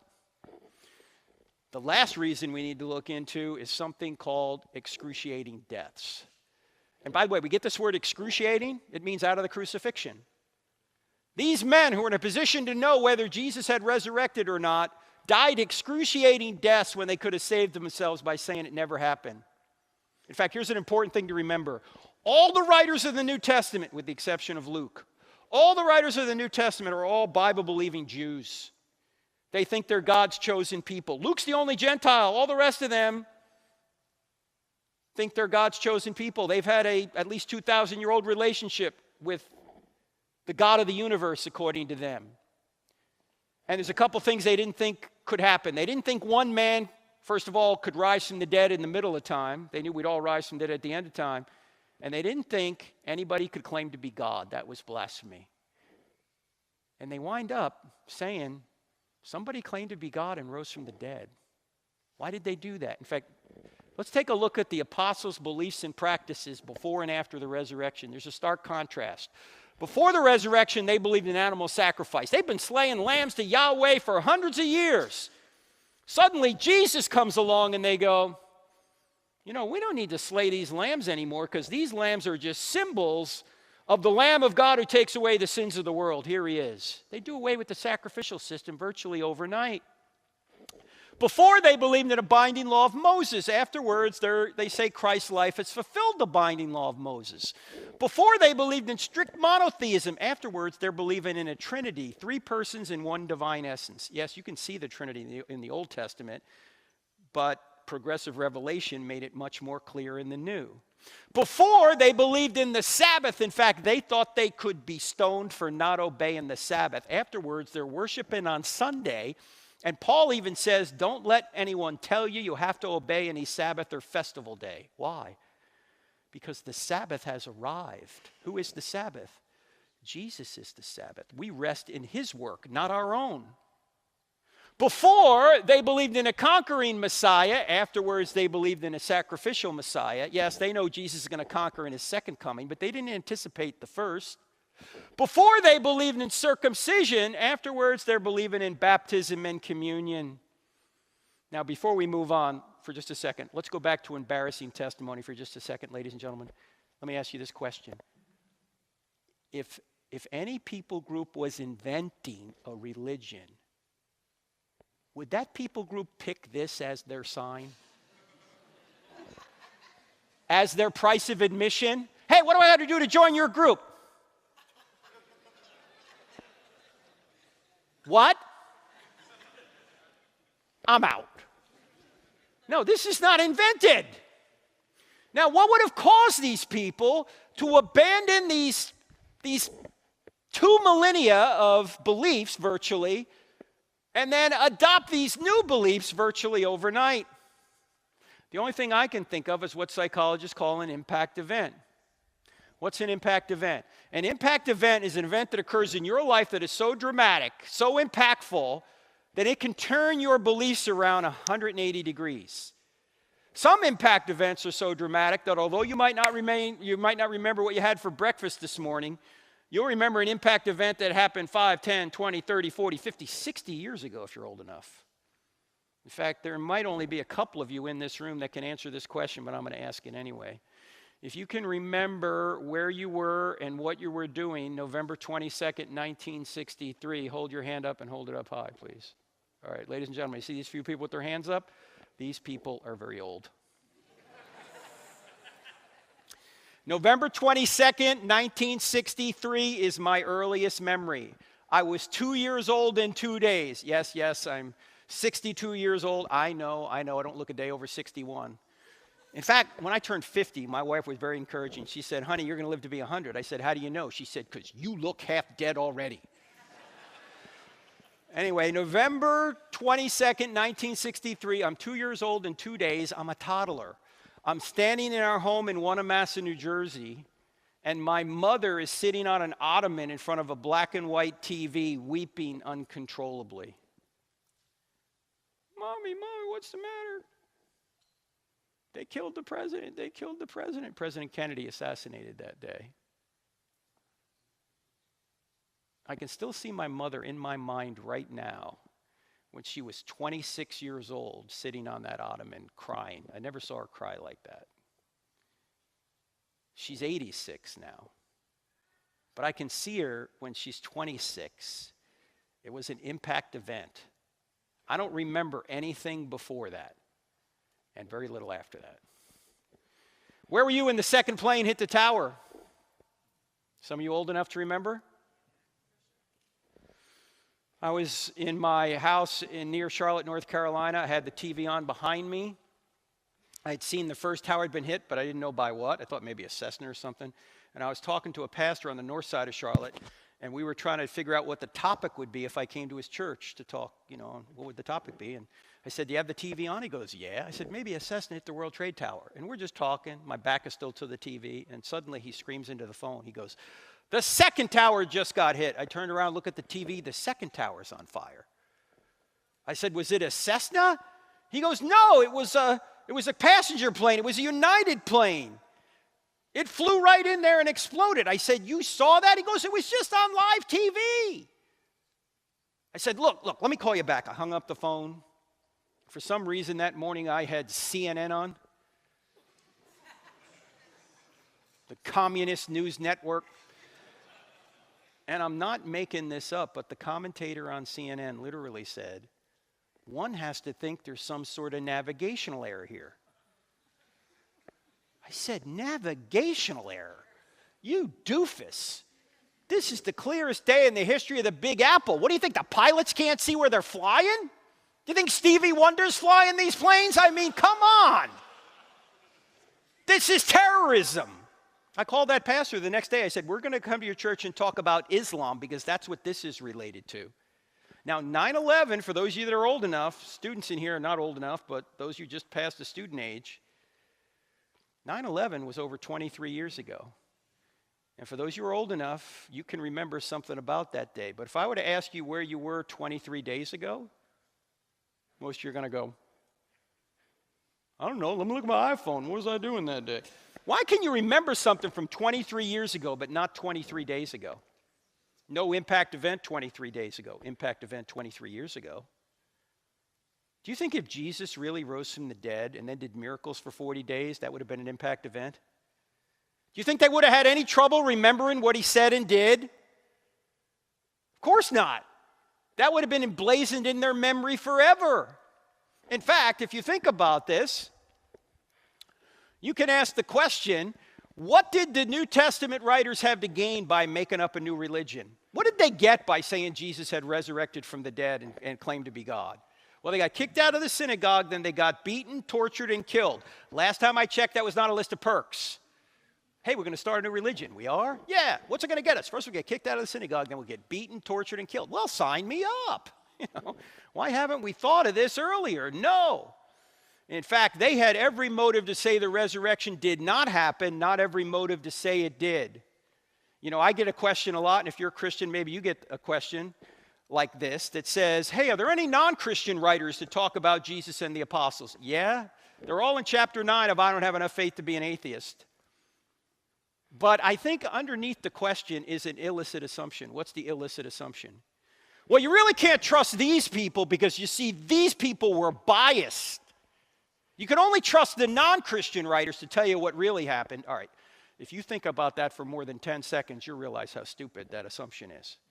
What did these people have to gain by saying it was true? They had everything to lose by saying it was true. If I'm going to trust anyone, it's going to be the people that have abandoned their old belief system and adopted a new one under the threat of death, and they don't recant.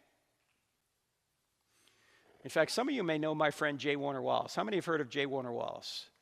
Okay, cold case homicide detective who's been on Dateline more than any other homicide detective because he solves murders decades old. In fact, he's applied his homicide skills to the greatest homicide of all time, the homicide of Jesus.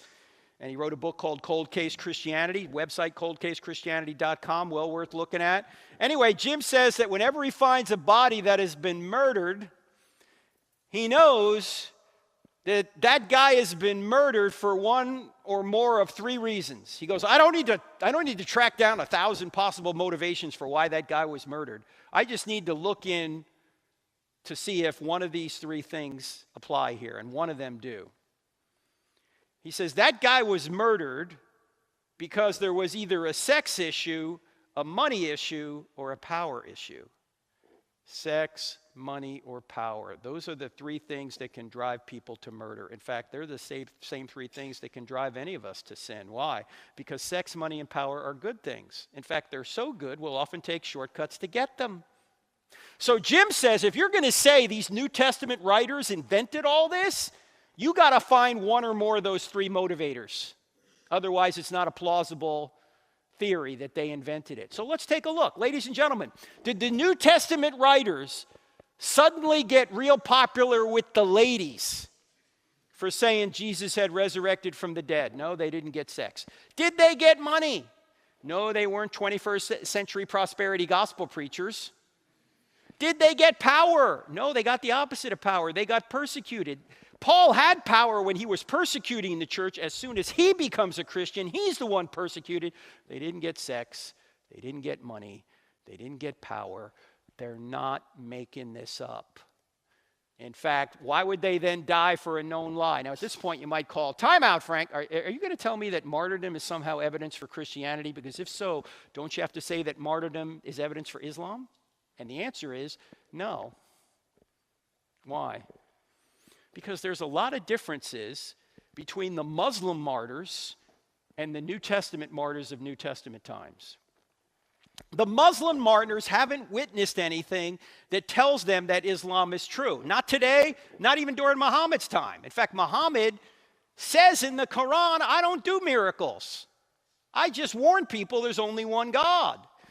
The New Testament writers, on the other hand, witnessed the resurrected Jesus. They saw Jesus. They touched Jesus. They ate with Jesus. They verified with their own senses that Jesus had risen from the dead. Yes, some people will die for a lie they think is the truth. Nobody will die for a lie they know is a lie. And the New Testament writers were in a position to know whether it was a lie or not, but they went to their deaths anyway. You can't get better evidence than that unless you were there yourself.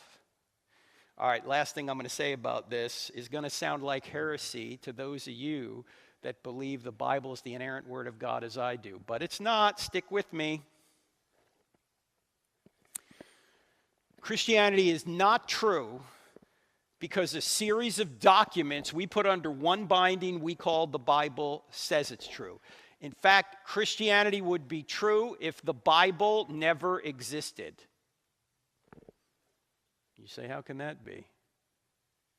Ladies and gentlemen, do you realize there were thousands of Christians before a line of the New Testament was ever written? Why? Because they witnessed the resurrected Jesus. They didn't read about it in a book. In other words, ladies and gentlemen, Christianity did not originate with a book. Christianity originated with an event, the resurrection of Jesus. You wouldn't have these documents written in the first century by Jews claiming a man claimed to be God and rose from the dead unless a man really did claim to be God and really did rise from the dead. There's no motive to make it up. In fact, we could put it this way. The New Testament writers did not create the resurrection. The resurrection created the New Testament writers. Thankfully, they wrote it down so we could know about it and orient our lives according to it. But if they had never written it down, it still would have been true. Do you see the point? This is why if you're talking to an unbeliever, if you're a Christian, you shouldn't say, well, the reason you ought to be a Christian is because the Bible says so. What are you going to say when the guy says, well, the reason you ought to be a Muslim is because the Quran says so? You have to give evidence for why you think the Bible's telling the truth. Just like a Muslim has to give evidence why he thinks the Quran is telling the truth. You wouldn't believe a Muslim if you're not a Muslim just because the Quran says so. You'd go, well, I don't believe the Quran. You got to give me evidence for it. Likewise, someone who's not a Christian isn't going to just say, well, I think the Bible's true all of a sudden. Most of the time, you got to give them some kind of evidence. All right, now, there's more evidence we don't have time to get into. This is the whole argument here. Let's go over it real quickly. Does truth exist? If somebody says there's no truth, you're going to ask, is that true? Does God exist? First argument. This is known as review. First argument, cosmological. Second argument, teleological. Third argument, moral. From those three arguments, we get a spaceless, timeless, immaterial, powerful, moral, personal, intelligent creator who created and sustains all things. We haven't even opened the Bible to get this being. Third question, are miracles possible? What's the greatest miracle in the Bible? Creation, Genesis 1:1. If that verse is true, every other verse is at least possible. And even atheists are admitting the evidence for the first verse. Of course, they don't think God did it because they're atheists. But it appears that's the best explanation. And is Jesus, or is the New Testament telling us the truth about the resurrection? It sure appears so. We've only looked at 2 out of 10 different lines of evidence that they did tell the truth. So, if you want to go further, in fact, if you want this entire PowerPoint presentation, I showed you maybe 50 slides tonight. The whole thing is 362 slides, okay? But that would take us like days to go through. Just take your phone, follow that QR code. I'm going to send you this PowerPoint presentation and about a dozen others in a PDF format for free. If that QR code doesn't work, text the word evidence to 855-909-0582. 855-909-0582. People out there in internet land can do the same thing and get all these presentations for free. We're not selling books tonight, but we are giving them away. The I Don't Have Enough Faith to Be an Atheist book. The only way you can have a book is if you agree to read it. If you don't just take a book because, you just want to have one. Take a book because you're going to read it. And you got to read it within the next 6 months. All right? And God is watching you if you don't. All right? And students get priority. Students first.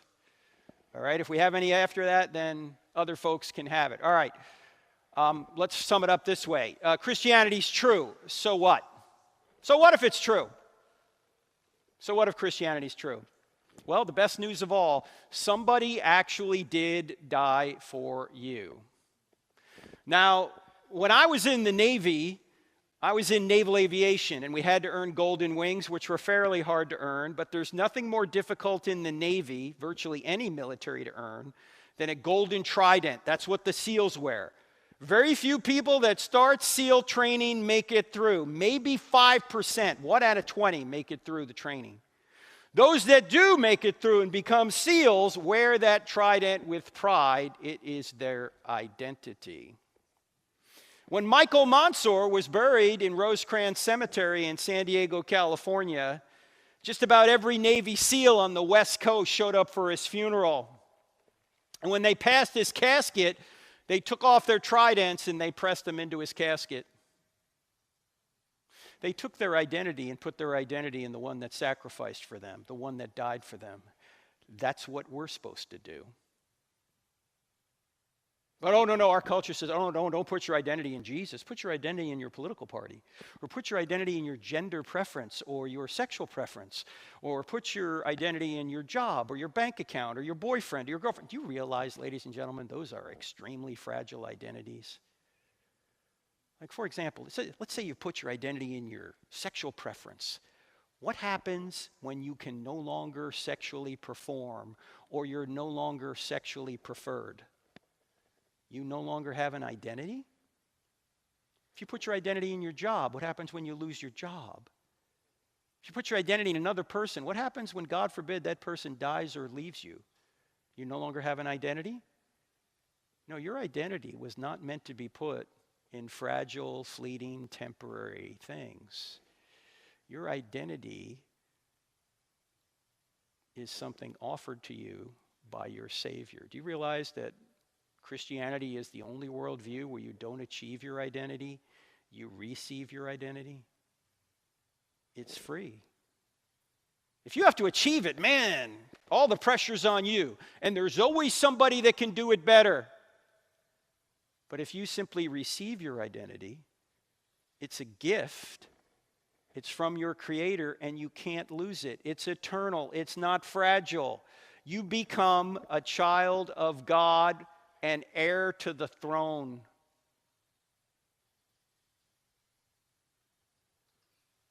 It's eternal. You can't lose it. In fact, He died and He rose again to prove it, and there's evidence for that. One last thing I want you to consider if you're not convinced. If you say, no, I'm going to do it my way, I'm going to achieve my identity, I'm going to stay in control, I want you to think about it this way.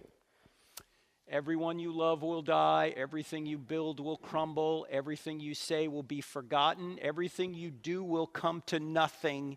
You and your identity will die and vanish unless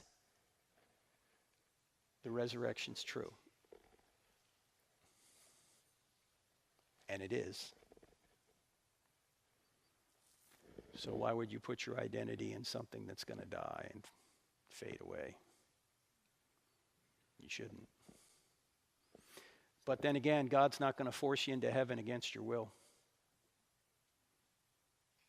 You've got to make the call. It's up to you. Same thing with the people watching out there. We just went through an election. By the way, if you're happy or sad, if there's no God, it doesn't matter anyway. We're all going to go to heat death. Everything's going to be over at one point. Life is hopeless. Unless the resurrection's true. All right. With that cheery ending, we're going to go to questions, but before we do, we don't want this just to be an event. For those of you LSU students who want to learn more, come on up, Elijah. And I guess that mic right there is the one to use right there. Oh, there is one up here? Okay. Oh, all right. Yeah, we want you to get plugged in with Ratio Christi if you want to learn more about things like this and have fellowship with other Christians. Go ahead, sir. Hey there, can you hear me? Mm-hmm. Awesome. Hey, let's give a hand for Dr. Turek.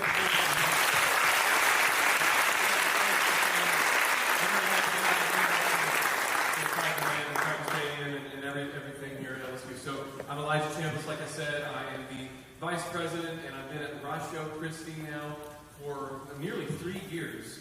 It's an organization that has radically changed my life because I've gotten into Scripture. I've been a Christian for over a decade, and for most of that time, discipleship was not seen. I had very little heavy church communities with strong men in my life to lead me until I came across this organization.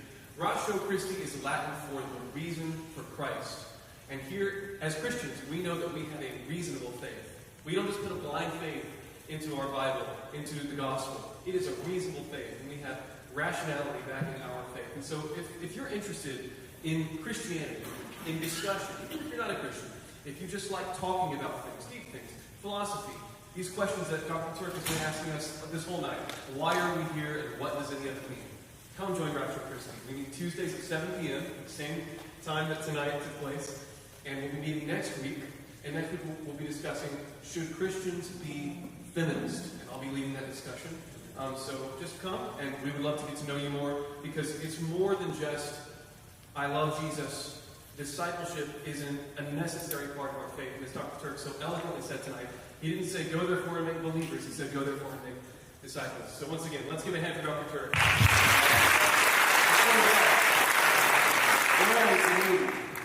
Where's the meeting? So we're meeting, we meet at the Cotillion Ballroom, which is a floor above. That's room 304. 304, the Cotillion Room.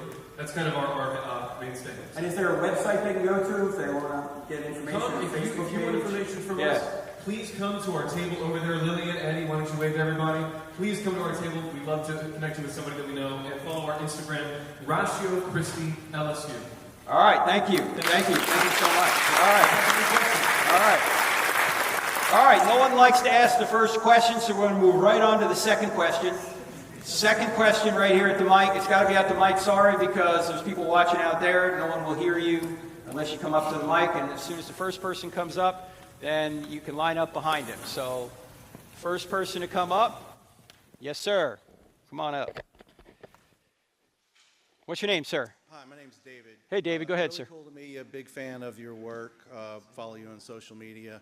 Thank you. My question issue isn't, I'm totally with you on everything you just presented. So my question's a little off the subject, but it's relevant. Sure. And I've been thinking about this for the past few weeks. Don't really know exactly, haven't completely formulated the question, but the gist of it is it's about the election.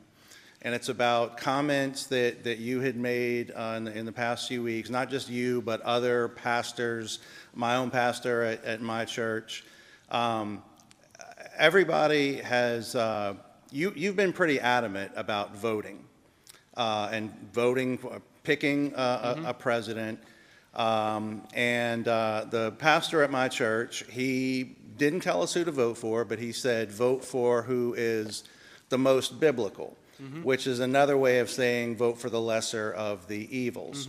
And you, in one of your comments, you said we've got, as Christians, we need to fight evil. The major candidates are pretty flawed, and I think voting for either one of the two major candidates is you're going to be voting for the lesser of the evil. So let me say something about that, Dave, before we go on. That's true no matter who's on the ballot. Because there is no, am I losing, is this mic still working? Second law of thermodynamics. Oh, there you go. Maybe it's just a wire. I just hold it like this. How's that? Does that look comfortable? Is it still working? Is it still working now? Is it still working now? Yeah, there's a handheld next to you. Okay, hang on a second. Let me just flick this. It doesn't show the batteries are out. How about now? Not working? All right, stand by. Is this working?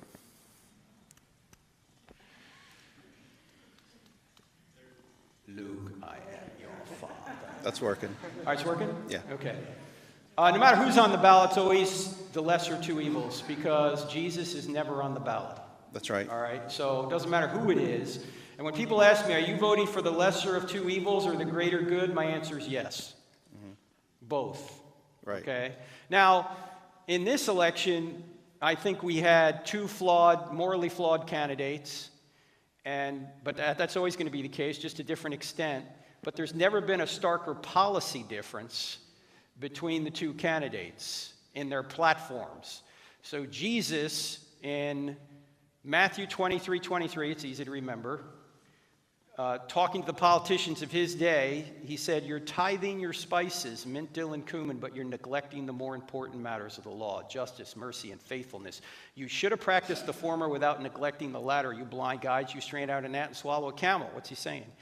He's saying to the politicians of his day, you're doing the minor things. You're tithing your spices, but you're neglecting the bigger issues like justice. We're doing that in this country. I mean, we're telling people what light bulbs they can and can't use, but we won't say don't murder your children. Right? We're telling people, you can't use plastic straws, but you can castrate your children. We're neglecting the more important matters of the law. So when you look up at the platforms of both parties, I'm just telling you, sorry if you don't like this, the Republican platform, while not perfect, is much more biblical than the Democrat platform.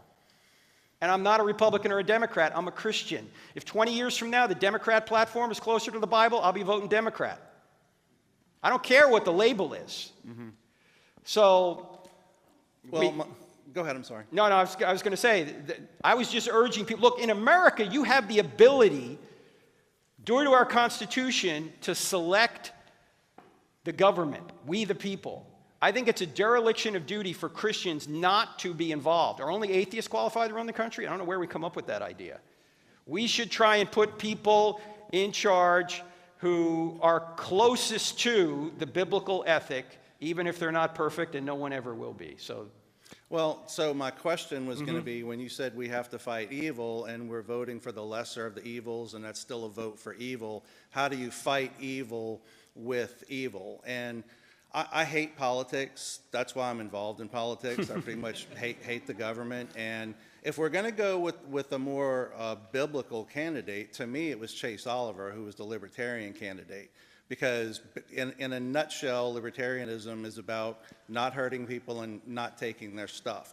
Chase was very, very flawed, and I wasn't sure if I was going to vote for anybody until I actually pushed the button. Right, but David, let's just be as practical as we can here. Chase Oliver is never going to be the President of the United States. If we don't vote for him, he won't be. Yeah, but we know that, okay? We right now have a two-party system. The time to make that stand is in the primaries. Look, I'll tell you, I didn't vote for Trump in the primaries. I didn't. I thought DeSantis was a better candidate. He got no traction, okay? Oh, well. When it comes down to the Republican platform, the Democrat platform, when I look at them biblically, I have to go with the Republican platform. Sorry, it's not perfect. I wish it were better. I don't agree with Trump on everything. In fact, I agree with 90% of what Trump is doing. So I don't even agree with 90% of what I'm doing. So to answer the question, how do you fight evil with evil? Because let's just take the Republican platform. It would be much more evil to be for a platform that wants abortion up to the 9th month and have the taxpayer pay for it, whereas the Republican platform is saying, no, we're not going to do that. So you are fighting evil by preventing the Democrat platform, by preventing the Democrat platform from taking power, because that's what they would have done. The same thing is true with castrating children. I just did a podcast on it. This is not uncommon now, that the government in some states is taking children from their parents because their parents don't want to transition them. And so you're fighting evil by saying, I'm not voting for that, I'm voting against that, I'm voting for this because this guy's not going to do that. Okay. All right? But I got to move on, man. Good. I don't want to talk election anymore. I'm already tired of it. Aren't you guys tired of it? It is what it is. Yes, sir. Go ahead. Do you see any wisdom in learning to be okay in yourself, regardless of a belief in a resurrection? What do you mean by that? So it seems like the human mind takes conceptual frameworks and it can provide us this sense of certainty, and it gives us this sense of assuredness of where we are in the universe and our purpose and our meaning. But it seems like it's always a double-edged sword, where the second we have that belief system in our mind, it's kind of like what you mentioned with identity. Someone else comes along and questions it, and then, oh, we don't know who we are anymore. And so my question is, do you see wisdom in just being okay with not knowing, still seeking truth, still doing philosophy, still doing theology, but learning to be okay with not knowing? Well, we actually cover that in the first couple chapters of I Don't Have Enough Faith to Be an Atheist. Yeah, sure, there's some things we may never know, but I think there's a difference between being open-minded and empty-minded. You can be open-minded, but when you see enough evidence to draw a relatively firm conclusion, it would be empty-minded not to draw that conclusion. So I think that's the case if you really take an honest look at the evidence for Christianity. I think it's actually not a virtue to not take a conclusion on this if the evidence is adequate to conclude that Christianity is indeed true. In fact, according to the scriptures, it's an eternal error. I definitely agree, and I think that's where the yogis and the mystics can be a bit dogmatic in a sense, because they develop the spiritual connection through meditation, but then they can go a step farther and say, oh, I don't need to study the Bible, I don't need to listen to your arguments or your rationality, because it's all beyond the mind, it's all mystical. And I think you can get in a dark place, like you were saying, in your mind, if you're not balancing the rational with the non-conceptual. Sure, and I agree, but when the yogi or mystic says that, when they say it's all beyond the mind, that's a self-defeating statement. Exactly. Because they're saying they know something here and now when they're denying the fact they can know something here and now, because they say it's beyond the mind. Sure, God is, to a certain extent, beyond our comprehension. He's beyond reason, but he's not against reason. And he might be beyond what we can understand, but we can still know enough about him to know approximately what he's like, because we know God by analogy now. We don't know him directly, as Aquinas would say. Okay? So yes, he's more than our arguments, but he's certainly not less than our arguments and our theology, if our theology is correct. Last question. Yes. How do you know that the totality of God is beyond the arguments? Well, because if you follow the arguments all the way to their conclusion, or maybe better put, all the way to their origin, when you get to a spaceless, timeless, immaterial, powerful, moral, personal, intelligent creator whose every attribute is infinite, then you realize that you can't know that being completely because you're finite. So you know enough about him to know that he exists, but you're not going to have exhaustive knowledge of him, certainly not this side of eternity. And even when we get what theologians call the beatific vision, this is based on 1 John 3:2, we're not going to completely understand God. God is the only perpetual novelty. As an infinite being, you in your finite capacity and my finite capacity will never know him completely, but we will know him better when we get that beatific vision. All right? Thank you, sir. Great questions. Yes, sir. Howdy, Professor Frank. Yes, get a little closer to the mic if you would. What's your name? My name is Jacob. Jacob, go ahead, sir. So I have Just tilt that up a little bit. If he can he tilt that up, Clint? Yeah, will it stay up? No. All right. Well, How about, just go down a little can bit. I Yeah, just, go ahead, Jacob. all right. Yeah, go ahead. I'll be right. All right, there you here we go. are. Yeah. So two things.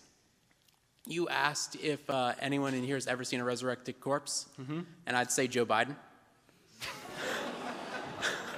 Touche. But he didn't die, so. I feel like he's died every single time we're not seeing him, and then he's like resurrected right before he goes to the camera.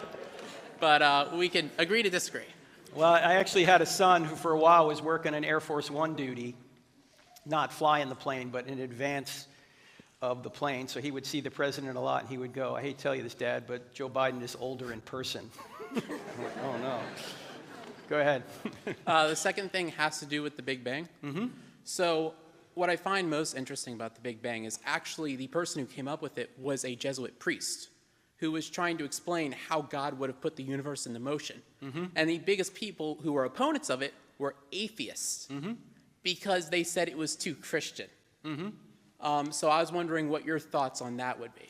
Well, we actually cover that in the book. I think you're talking about George Lemaitre, if I remember his name correctly. He was one of the first. He was a Roman Catholic priest who formulated this. But the guy that actually coined the term Big Bang was an atheist by the name of Fred Hoyle. And Fred Hoyle, I think later in his life, realized that his atheistic worldview didn't fit the evidence. I don't know if he ever became a Christian. I don't think he did. But he, after the evidence showed that the universe had a beginning, said to his colleagues, "What are you going to call this thing? The Big Bang?" And they all went, yeah, that's it.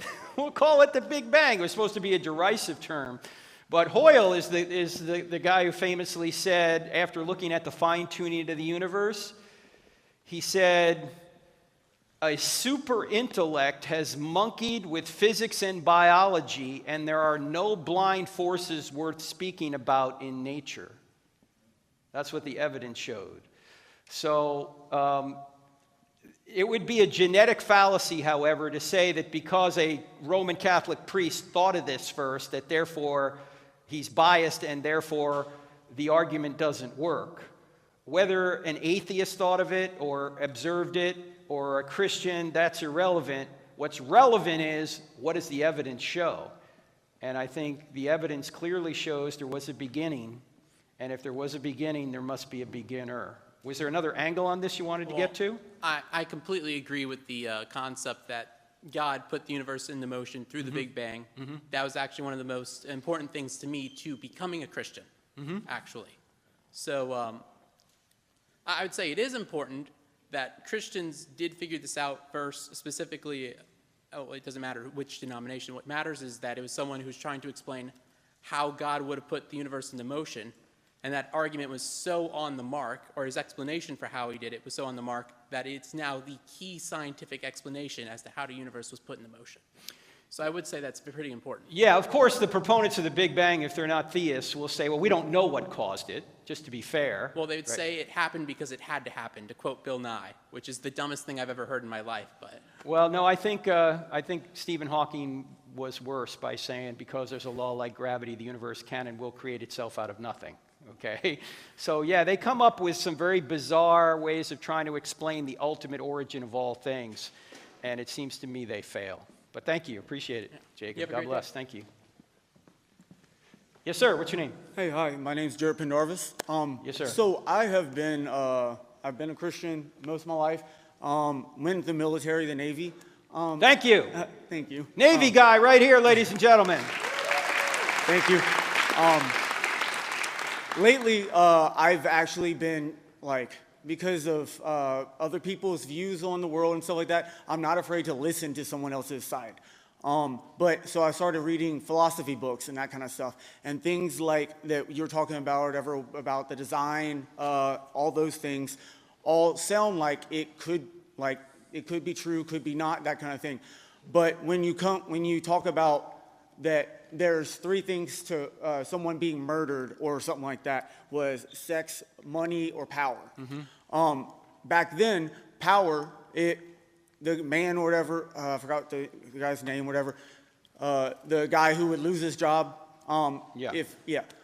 so something like that or whatever, for him to lie about certain things to allow for that to happen, for him to gain power. So that's corruption right there. And then that carries on throughout history several times with Christianity. Okay, hold on. Can you just get to a question if you don't mind? Because I'm trying to figure out where you're going with this. How do you know that you say whatever that the New Testament is true and all that stuff, but the 1600s was when it was done?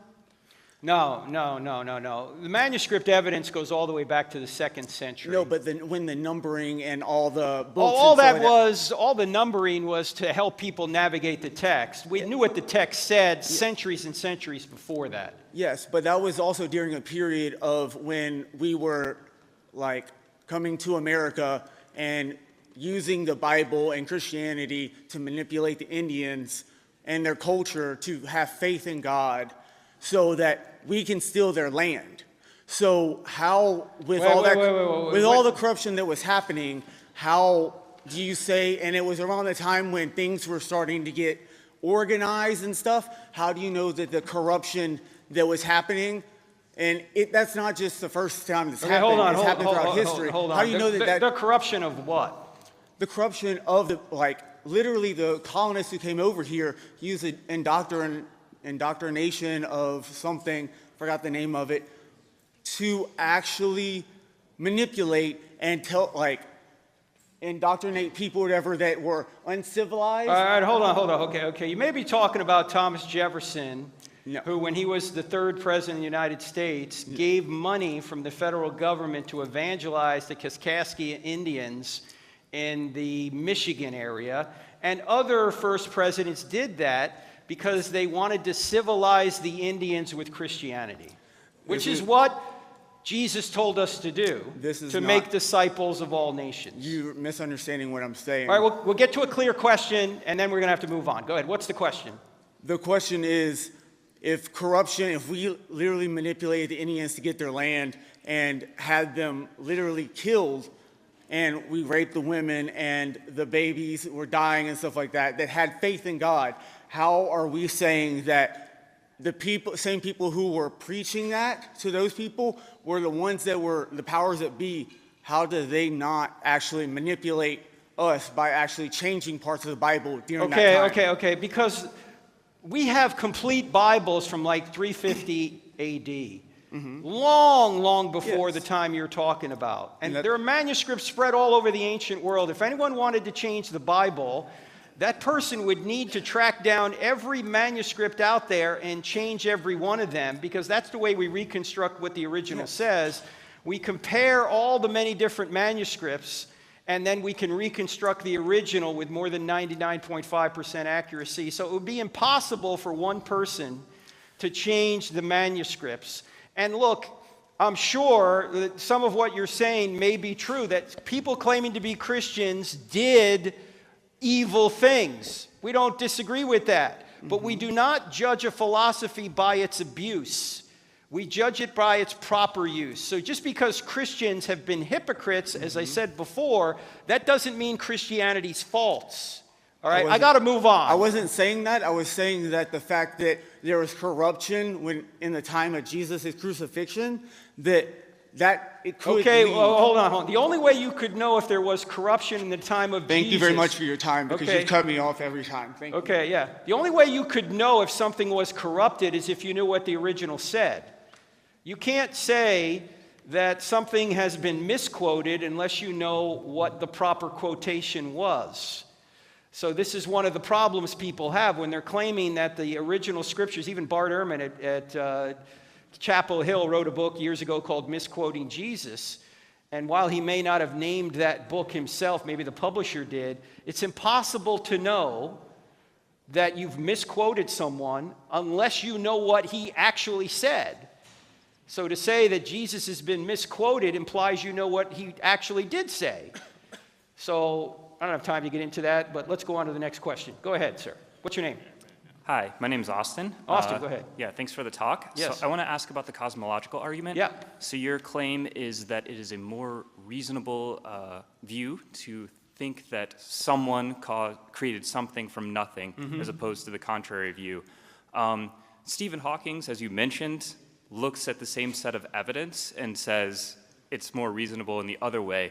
When I look at this, it seems both claims rely on the notion of causality, and causality relies on time, and we are talking about how reality works outside of time and outside of space. So what gives you justification for using our intuitions about causality in a time-space-bound reality to make claims about a non-time-bound reality and how something could be created or not created in that? Yeah, good question. For the same reason that I would need evidence to tell me that causality isn't necessary for something outside of time. I don't have any evidence that it's not, so I assume it is.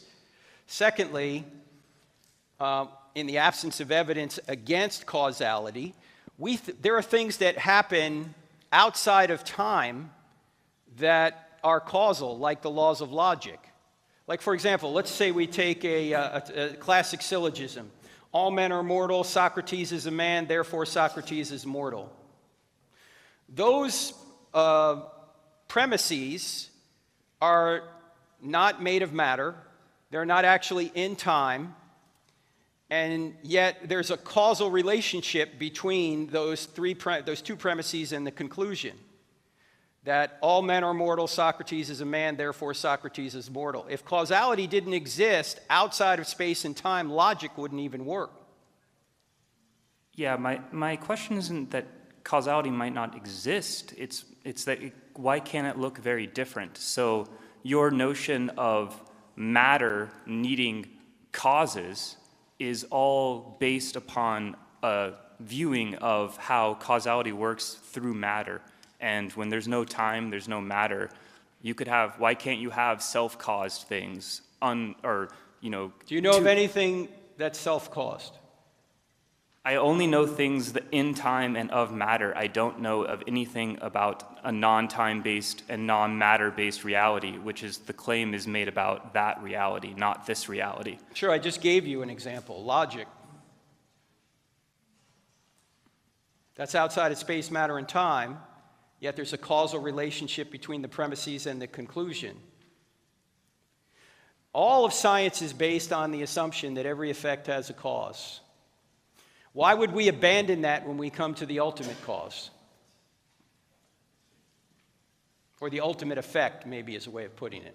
The universe itself.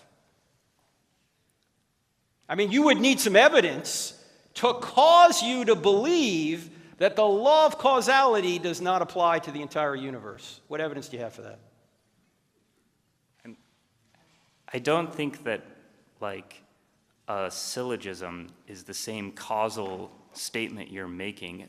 One preposition isn't causing another one, it's implying. Implication is not the same thing as, like, first of all, matter-based causality. First of all, is every cause a material cause? I mean, it depends on what level of, like, reality you look at. Like, if you... Are you aware of Aristotle's 4 causes?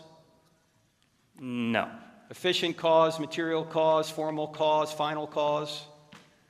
Yeah, I'm not familiar. Okay, well, there are different types of causes. An efficient cause may be you at the microphone. You're causing this question, right? A material cause might be your brain and the microphone.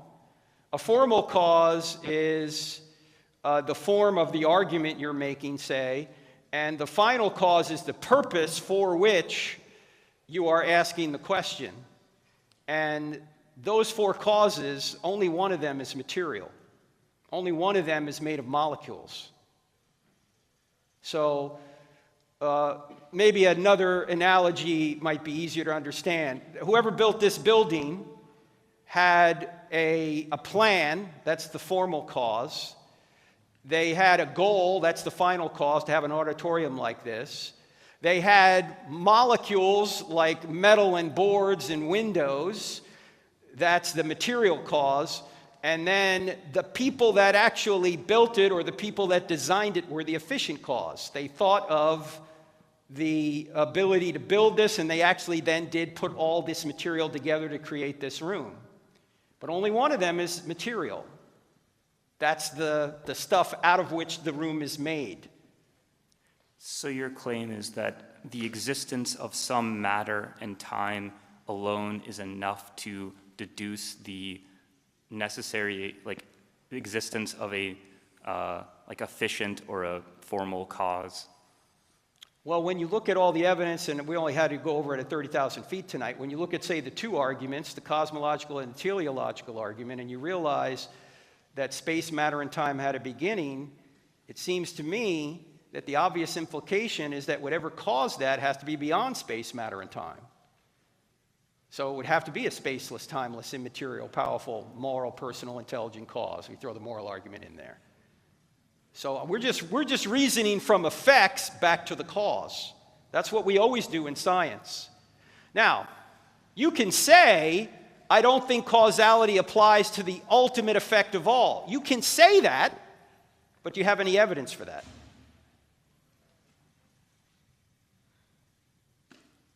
Yeah, I mean, I don't know if there's evidence to support one way or not, but yeah. Well, if I gave you a book, would you read it? I actually have read your book. I haven't convinced you yet. Austin, if Christianity were true, would you become a Christian? I don't know.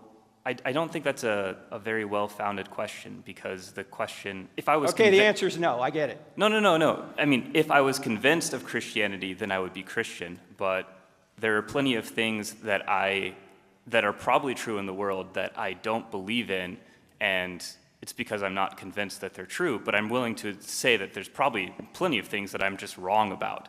So I don't know how to answer that question. Why wouldn't you know how to answer it? If you discovered it was true, would you become a Christian? I mean, if the question is, if I was convinced that Christianity was true, would I be Christian? Then yes, but that's a syllogism. That's an obviously true statement.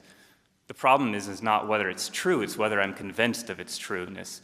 And if I'm not convinced of it, how can I be Christian? Well, there's a difference between belief that and belief in. Yes, you want to have belief that it's true. But to go from belief that to belief in is another step. Belief you- that can you, is just intellectual. Belief in is not just intellectual, but moral or volitional. Like, for example, are you married, by the way? No, not. Okay, let's say for the sake of argument, you meet somebody that you think could be a good spouse, and you say to that person, I think that you would make a great wife, and that person's interested in you. What would that girl say to you or that woman say to you after that? Well, do you want me to be your wife? Yeah. In other words, she would want you to go from belief that to belief in.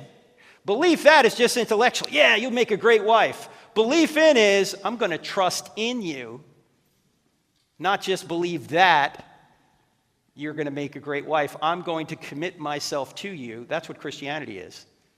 You can get to believe that, and then you go, I'm going to believe in now. I'm going to trust in. Yeah, my point is just that the belief that is oftentimes a necessary step for the belief in. I agree. And asking the question, if it were true, would you believe, is kind of not, I don't think, like I said, it's not a well-founded question, because if you don't believe that it's true, of course you're not going to believe. What I'm implying by the question is that if I could be convinced, then of course I would be, Well, of course I would believe, but that seems like an obviously true statement. No, because a lot of people know it's true and don't want it to be true. Yeah, but I guess I'm not one of those people. How much reading have you done? How many books have you read? I've read a fair amount of books. On this topic, how many? Maybe 15 books or something. What's a recent one you've read? Most recent, I mean, I did a lot of this reading like back in my undergrad. So this was, probably 8 years ago now at this time. But all right, let me just suggest something here and see if you agree with this. Jesus of Nazareth is undeniably the most influential human being to ever walk the earth. True?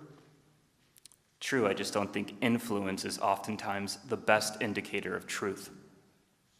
I didn't say it was. So sorry, then maybe I misunderstood where you were going with it. I just want to make sure you're with me. Okay, if he is the most influential human being to ever walk the earth, and he made some of the claims that he allegedly made, I don't think...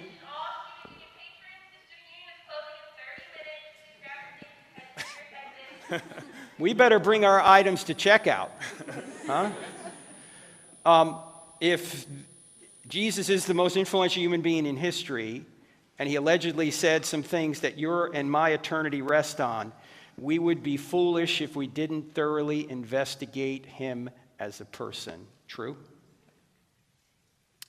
Yeah, I think that's true. Okay, good. Go therefore and do so. All right, thank you. Thanks, Austin. Great stuff. Yes, sir. What's your name? Good evening, Dr. Frank. So I actually, last year at Southeastern, I actually asked you this same question that I'm going to ask you. But basically, I read J. Warner Wallace's book, Cold Case Christianity. Yeah. And his book actually led me to orthodoxy, funnily enough. Whenever he used... Greek Orthodoxy? Yes, Greek Okay, Orthodoxy, not Jewish. So I was wondering, you also talked about there being a proper use of Scripture earlier in a separate question. How would we know what that proper use of Scripture is? As well, I would like to know your thoughts on denominations that use their own interpretation. How would you know that they're fallible, and how would you know that they're not, as well as just the early church fathers, and if they're a reliable source, not an infallible source? Are you asking how do we know what should be in the canon? Is that what you're asking? Not the canon in Scripture, more so just the interpretation of Scripture. Okay, well, what we have to do is, just like anyone, use our faculties to understand what the original writer meant by what he wrote and draw a conclusion. And it doesn't help to have a pope or somebody else tell you what it means, because then you have to interpret what they said. Right? So that's not the solution either. What the solution is to study the Scriptures and try and understand what the proper interpretation is. And I think it's fairly easy on the big issues to know. Sure, there are secondary and tertiary issues we may disagree over, but Greek Orthodox, Roman Catholics, and Protestants who believe the Bible have a lot more in common with one another than they do with their liberal counterparts in their same denominations. In other words, a conservative Protestant has more in common with a conservative Catholic than he does with a liberal Protestant. And a conservative Catholic has more in common with a conservative Protestant than he does with a liberal Catholic. That's the more important issue is whether you're going to believe the Bible is the Word of God. That's the more important issue than the denomination. Right. To add on to that, I would like to know your thoughts about the early church fathers and far as where we can actually trace it, such as like Hippolytus, Saint Irenaeus. Irenaeus, you mean? Yeah, Saint Irenaeus. Okay. And Ignatius, who actually write exactly, they were like, okay, this is what John the Apostle meant whenever they write, because they were apostles, well, or the disciples of the If I apostles. remember J. Warner Wallace's book, Cold Case Christianity, which is a very good book, his main argument in Cold Case Christianity was to point out, if we're talking about the same part of the book, was to point out there's a chain of custody from the apostles who wrote down the New Testament all the way through the first 3 centuries of the church while it was outlawed in the Roman Empire.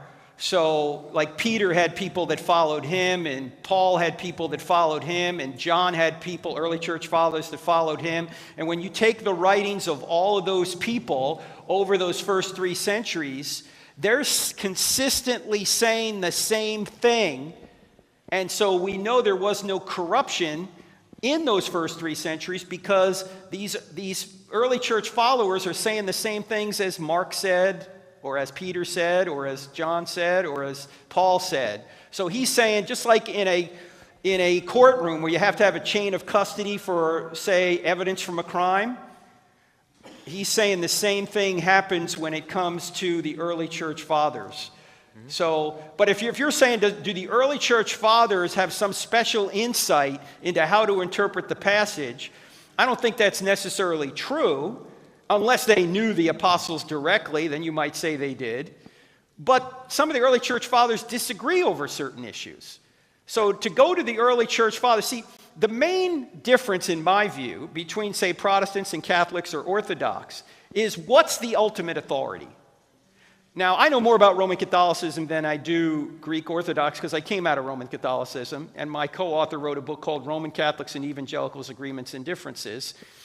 And for Protestants, the ultimate authority is the Scripture. For Catholics, it's the Scripture plus church fathers, church tradition, what popes say. And when there's disagreement among those, I don't know how you resolve that.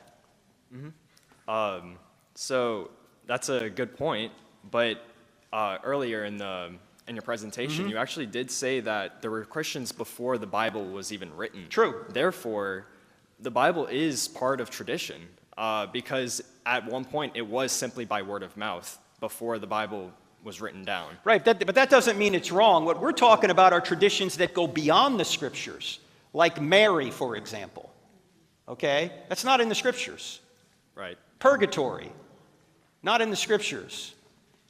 So if you want to put church tradition in there and early church fathers and popes, okay, then you can work that in. I just don't think that's the proper way to conduct our theology, though. I think we run into problems when we do that. The ultimate authority is the Scriptures, not these other traditions.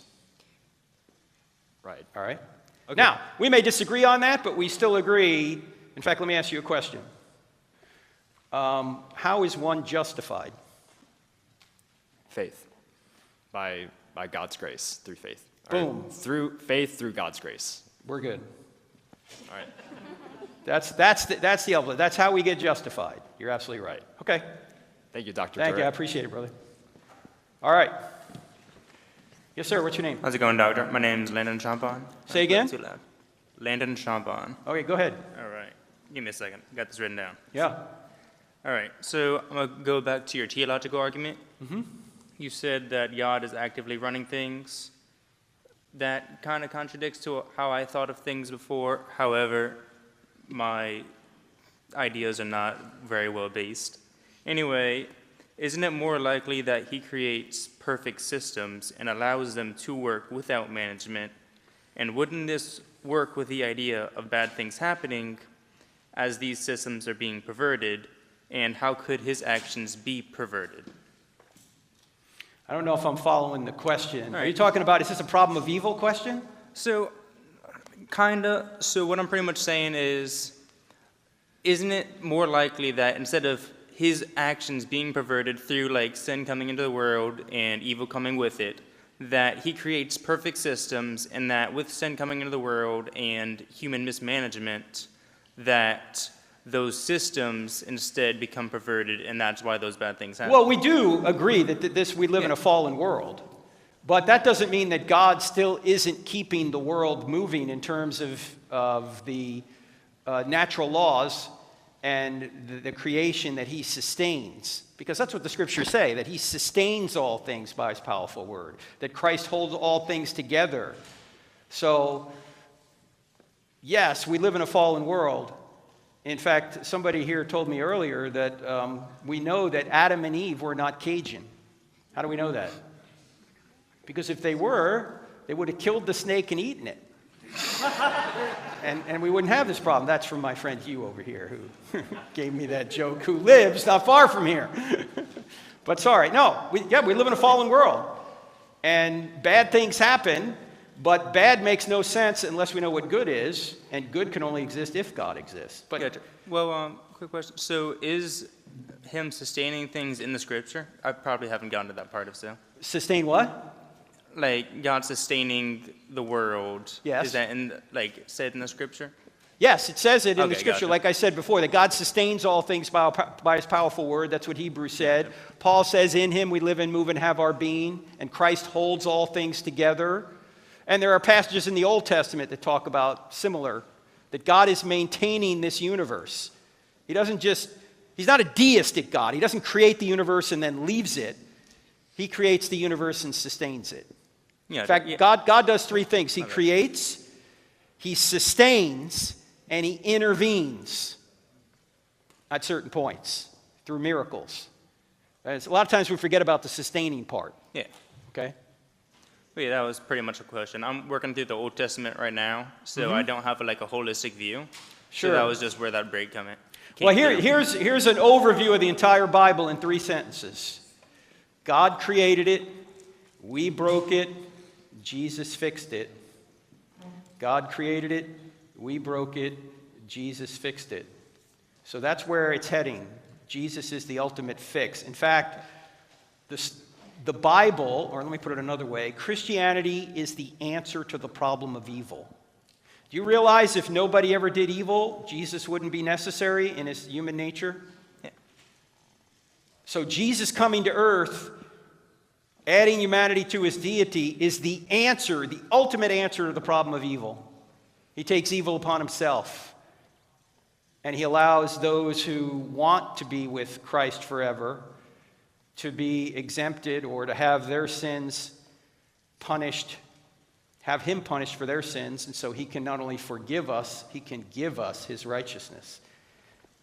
But he's ultimately answering or solving the problem of evil. You know what the ultimate solution to the problem of evil is? God doesn't take our free will, he quarantines evil. He quarantines it in a place called hell.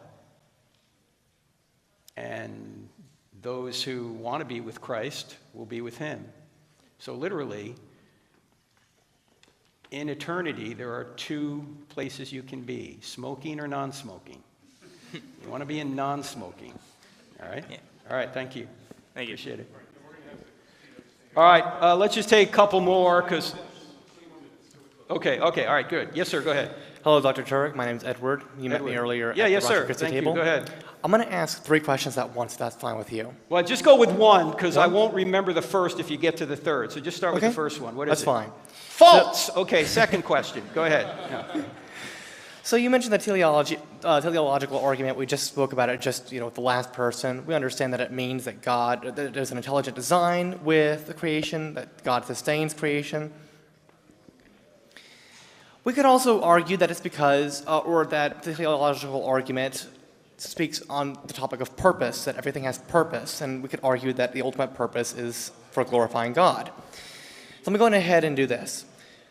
Why does God create people with special needs, say low-functioning Down syndrome or autism, etc., so forth, if they are supposed to have a purpose to worship, work, and live for His glory, and they can't do that in the way that other people can? Okay, well, first of all, what does Jesus say to the young man who was born blind?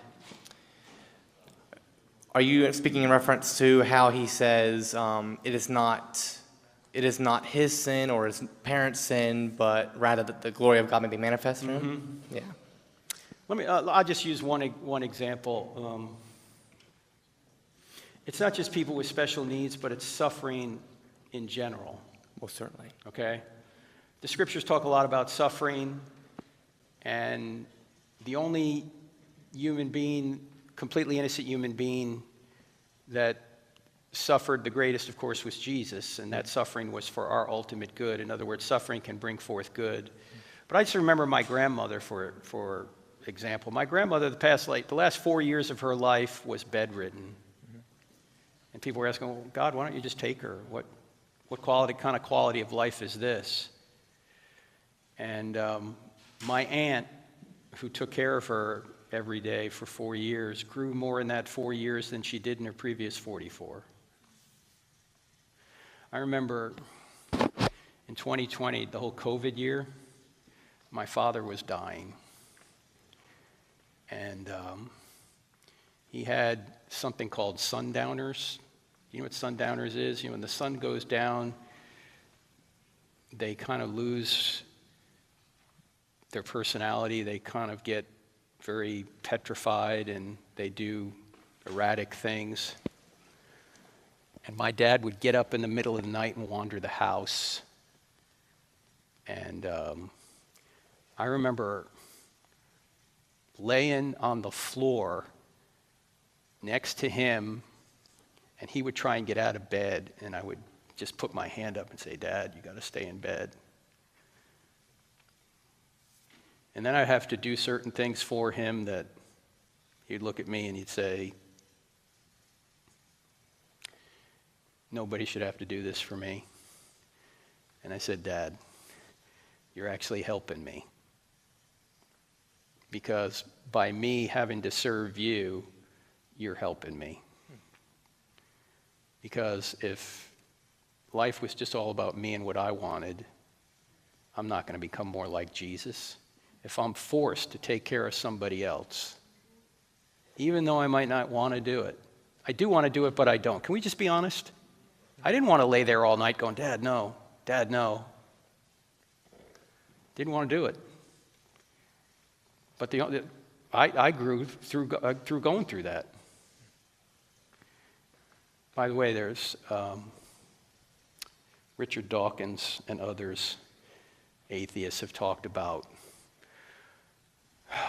we should eradicate Down syndrome. In the womb.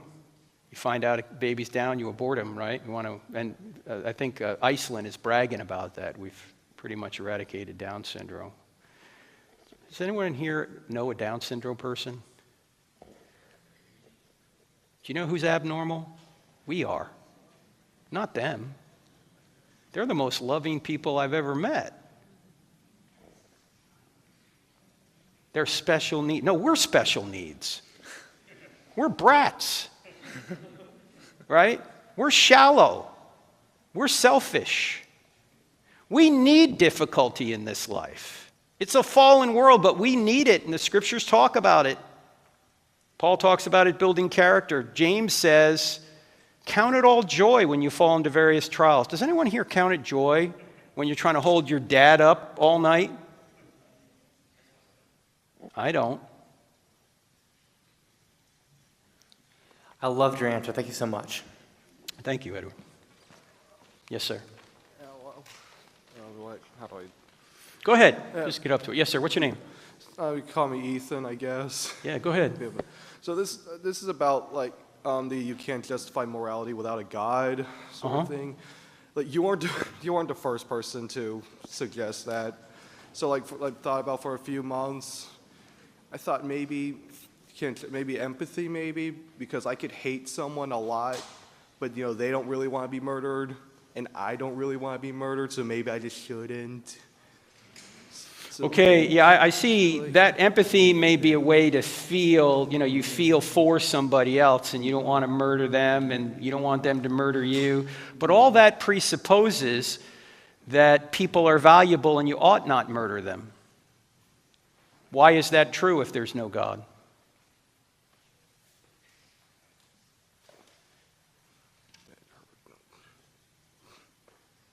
I'll get back to you in like a year or two, maybe. I'll get back to you.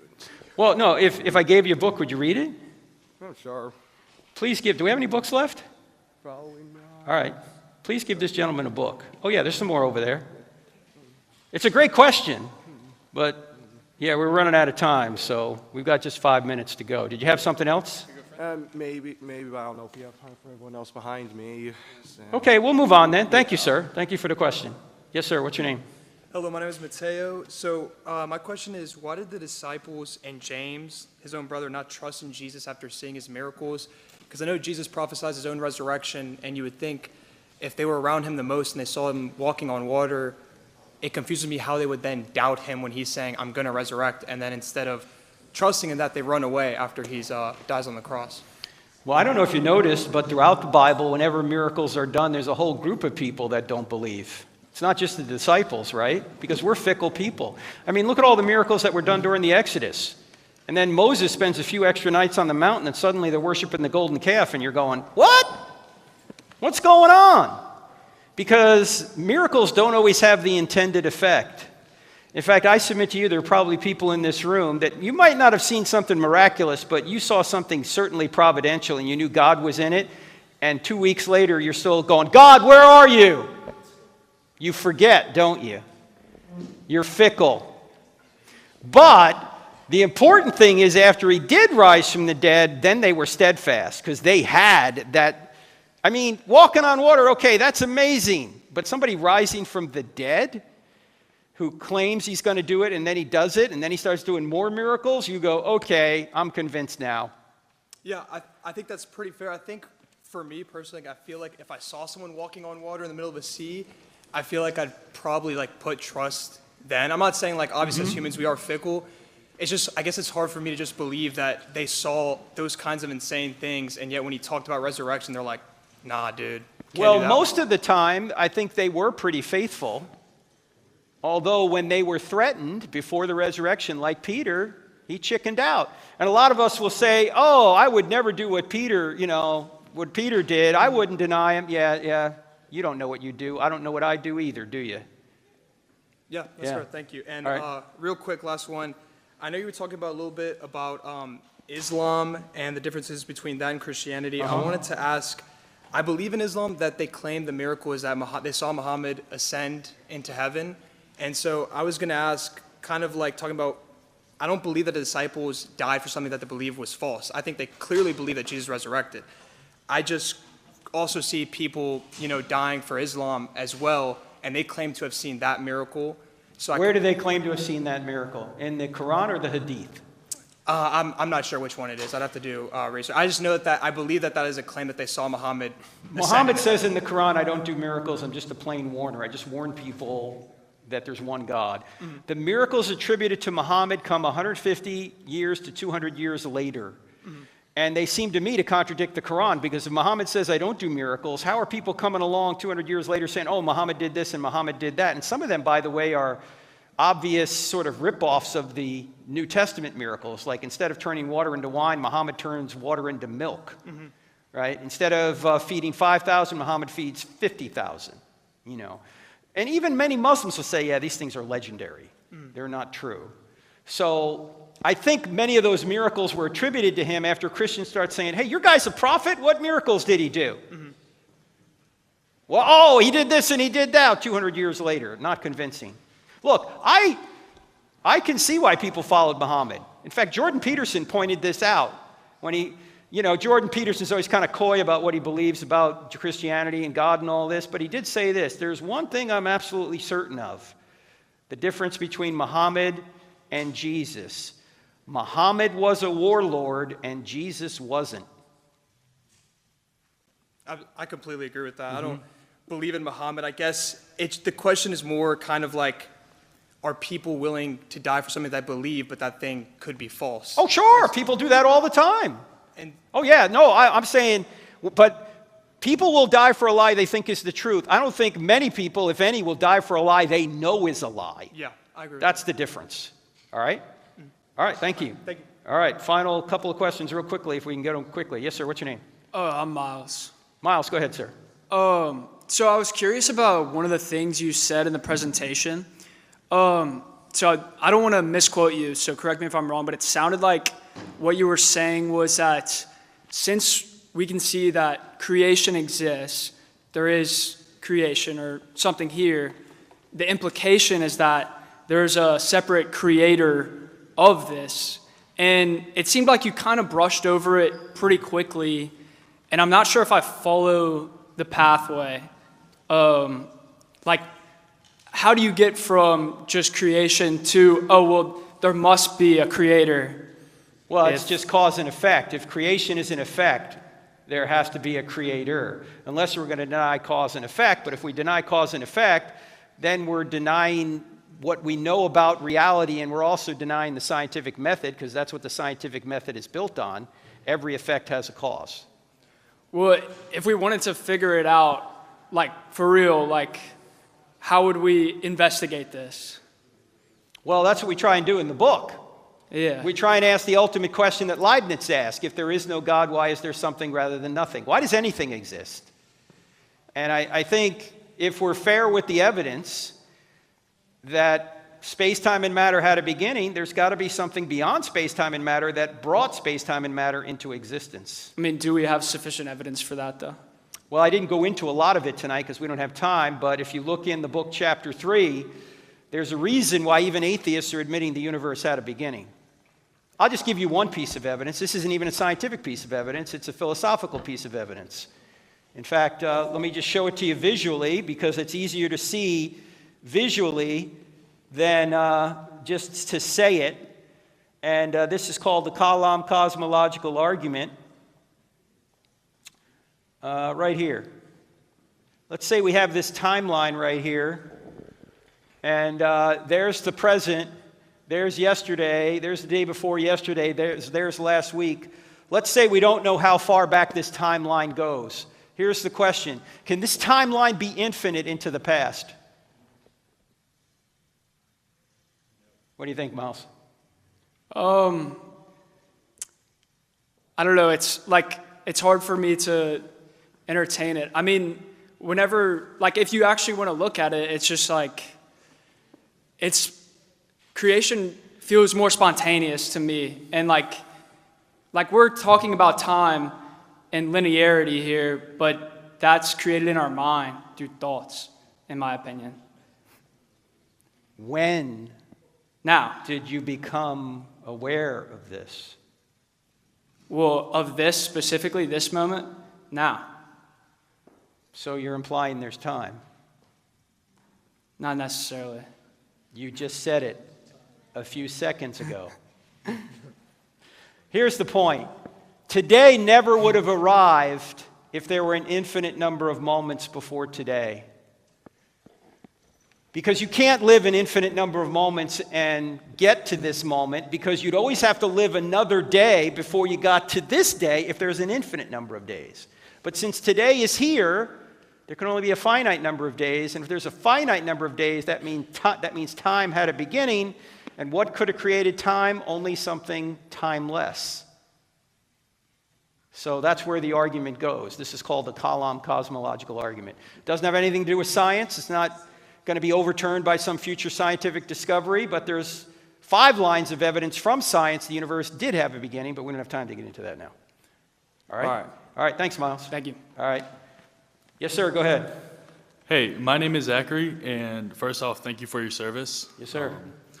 I have a question about military things. Okay. So would you say the assassination of, say, Ho Chi Minh, Osama Bin Laden, or Hitler, would those be counted as sins? Would that go against God if it's to protect, in this case, a nation? First of all, Hitler killed himself. But say Osama bin Laden, no, Yeah. that's one nation, a legitimate government punishing a combatant who had attacked a legitimate government. There's nothing immoral about that. Just war theory says that that's just. And there obviously are wars in the Bible that God approves of. But in general, governments are instituted to protect innocent people from evil. And inside of a government, we have police to help us, or I should say inside a country, we have police to help protect innocent people from evil inside the country, and armed forces protect us from evil coming from outside the country. They're both legitimate forms of government, and that's what Paul says in Romans 13:4, that the ruler doesn't bear the sword for nothing. It's a way of saying that the ruler has the power of punishment to protect innocent people from evil. So they're both valid uses of force done properly. Thank you. All right, thank you. All right, final question, here we go. We're about to get the announcement that we have to bring all of our items to the checkout. Go ahead, sir. Yes. All right. Hey, my name is Kale. So my question is, I have two questions. One, is lying a sin? Is lying a sin? Yes. Well, it depends on what you mean by that. I mean, the commandment says, "Thou shalt not bear false witness," okay, which implies you're under oath. Like, but if you tell a little white lie because you're trying to, that's like your kid asks you something. Yeah. You know, and you know it's not appropriate for the kid to know what the issue is. I wouldn't think that's not the intent. It's a white lie, right? Gotcha. Okay, that's not what the commandment's talking about. Yeah. The commandment is talking about lying under oath. Now, there are even instances when lying is permitted and blessed in the Bible, like the Hebrew midwives lied to Pharaoh to save lives. That's what I was thinking about. Yeah. What's that? Okay. That's what I was thinking about. Yeah. My second question was like, is it justified? Sure it is. Yeah. Yeah. Well, let me ask you this. Suppose you're in Nazi Germany, you're hiding Jews Yeah. in your attic, and you get a knock at the door. Schnell! Schnell! You open the door. Hast du hier Juden? What are you going to say? Nah. Sinner! Of course you're going to lie. Why? Because you have a greater duty to save an innocent life than you have to tell the truth to a guilty murderer. This is called graded absolutism in ethics. Same thing was true with the Hebrew midwives and Pharaoh. Yeah. They had a bigger obligation to protect those babies than they did to tell the truth to Pharaoh. Okay, yeah. Okay, this is in ethics, again, called graded absolutism. You're exempted from the lower law in order to fulfill the higher law, or the higher duty. Gotcha. Okay? All right, thank you. All right, thanks.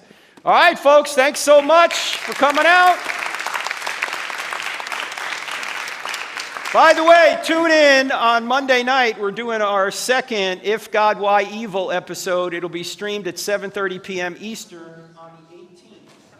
And look for more of those on Monday nights. All right, great being with you. See you next time. Thanks for joining us tonight. If you enjoyed this live stream, please hit the subscribe button and be sure to check out these other helpful resources for more information on how to defend the truth of Christianity in this crazy upside down world. Our website at crossexamined.org, the CrossExamined app for Apple and Android, the I Don't Have Enough Faith to Be an Atheist podcast, all your favorite places on social media, onlinechristiancourses.com, and impactapologetics.com. Thank you again, and we'll see you in the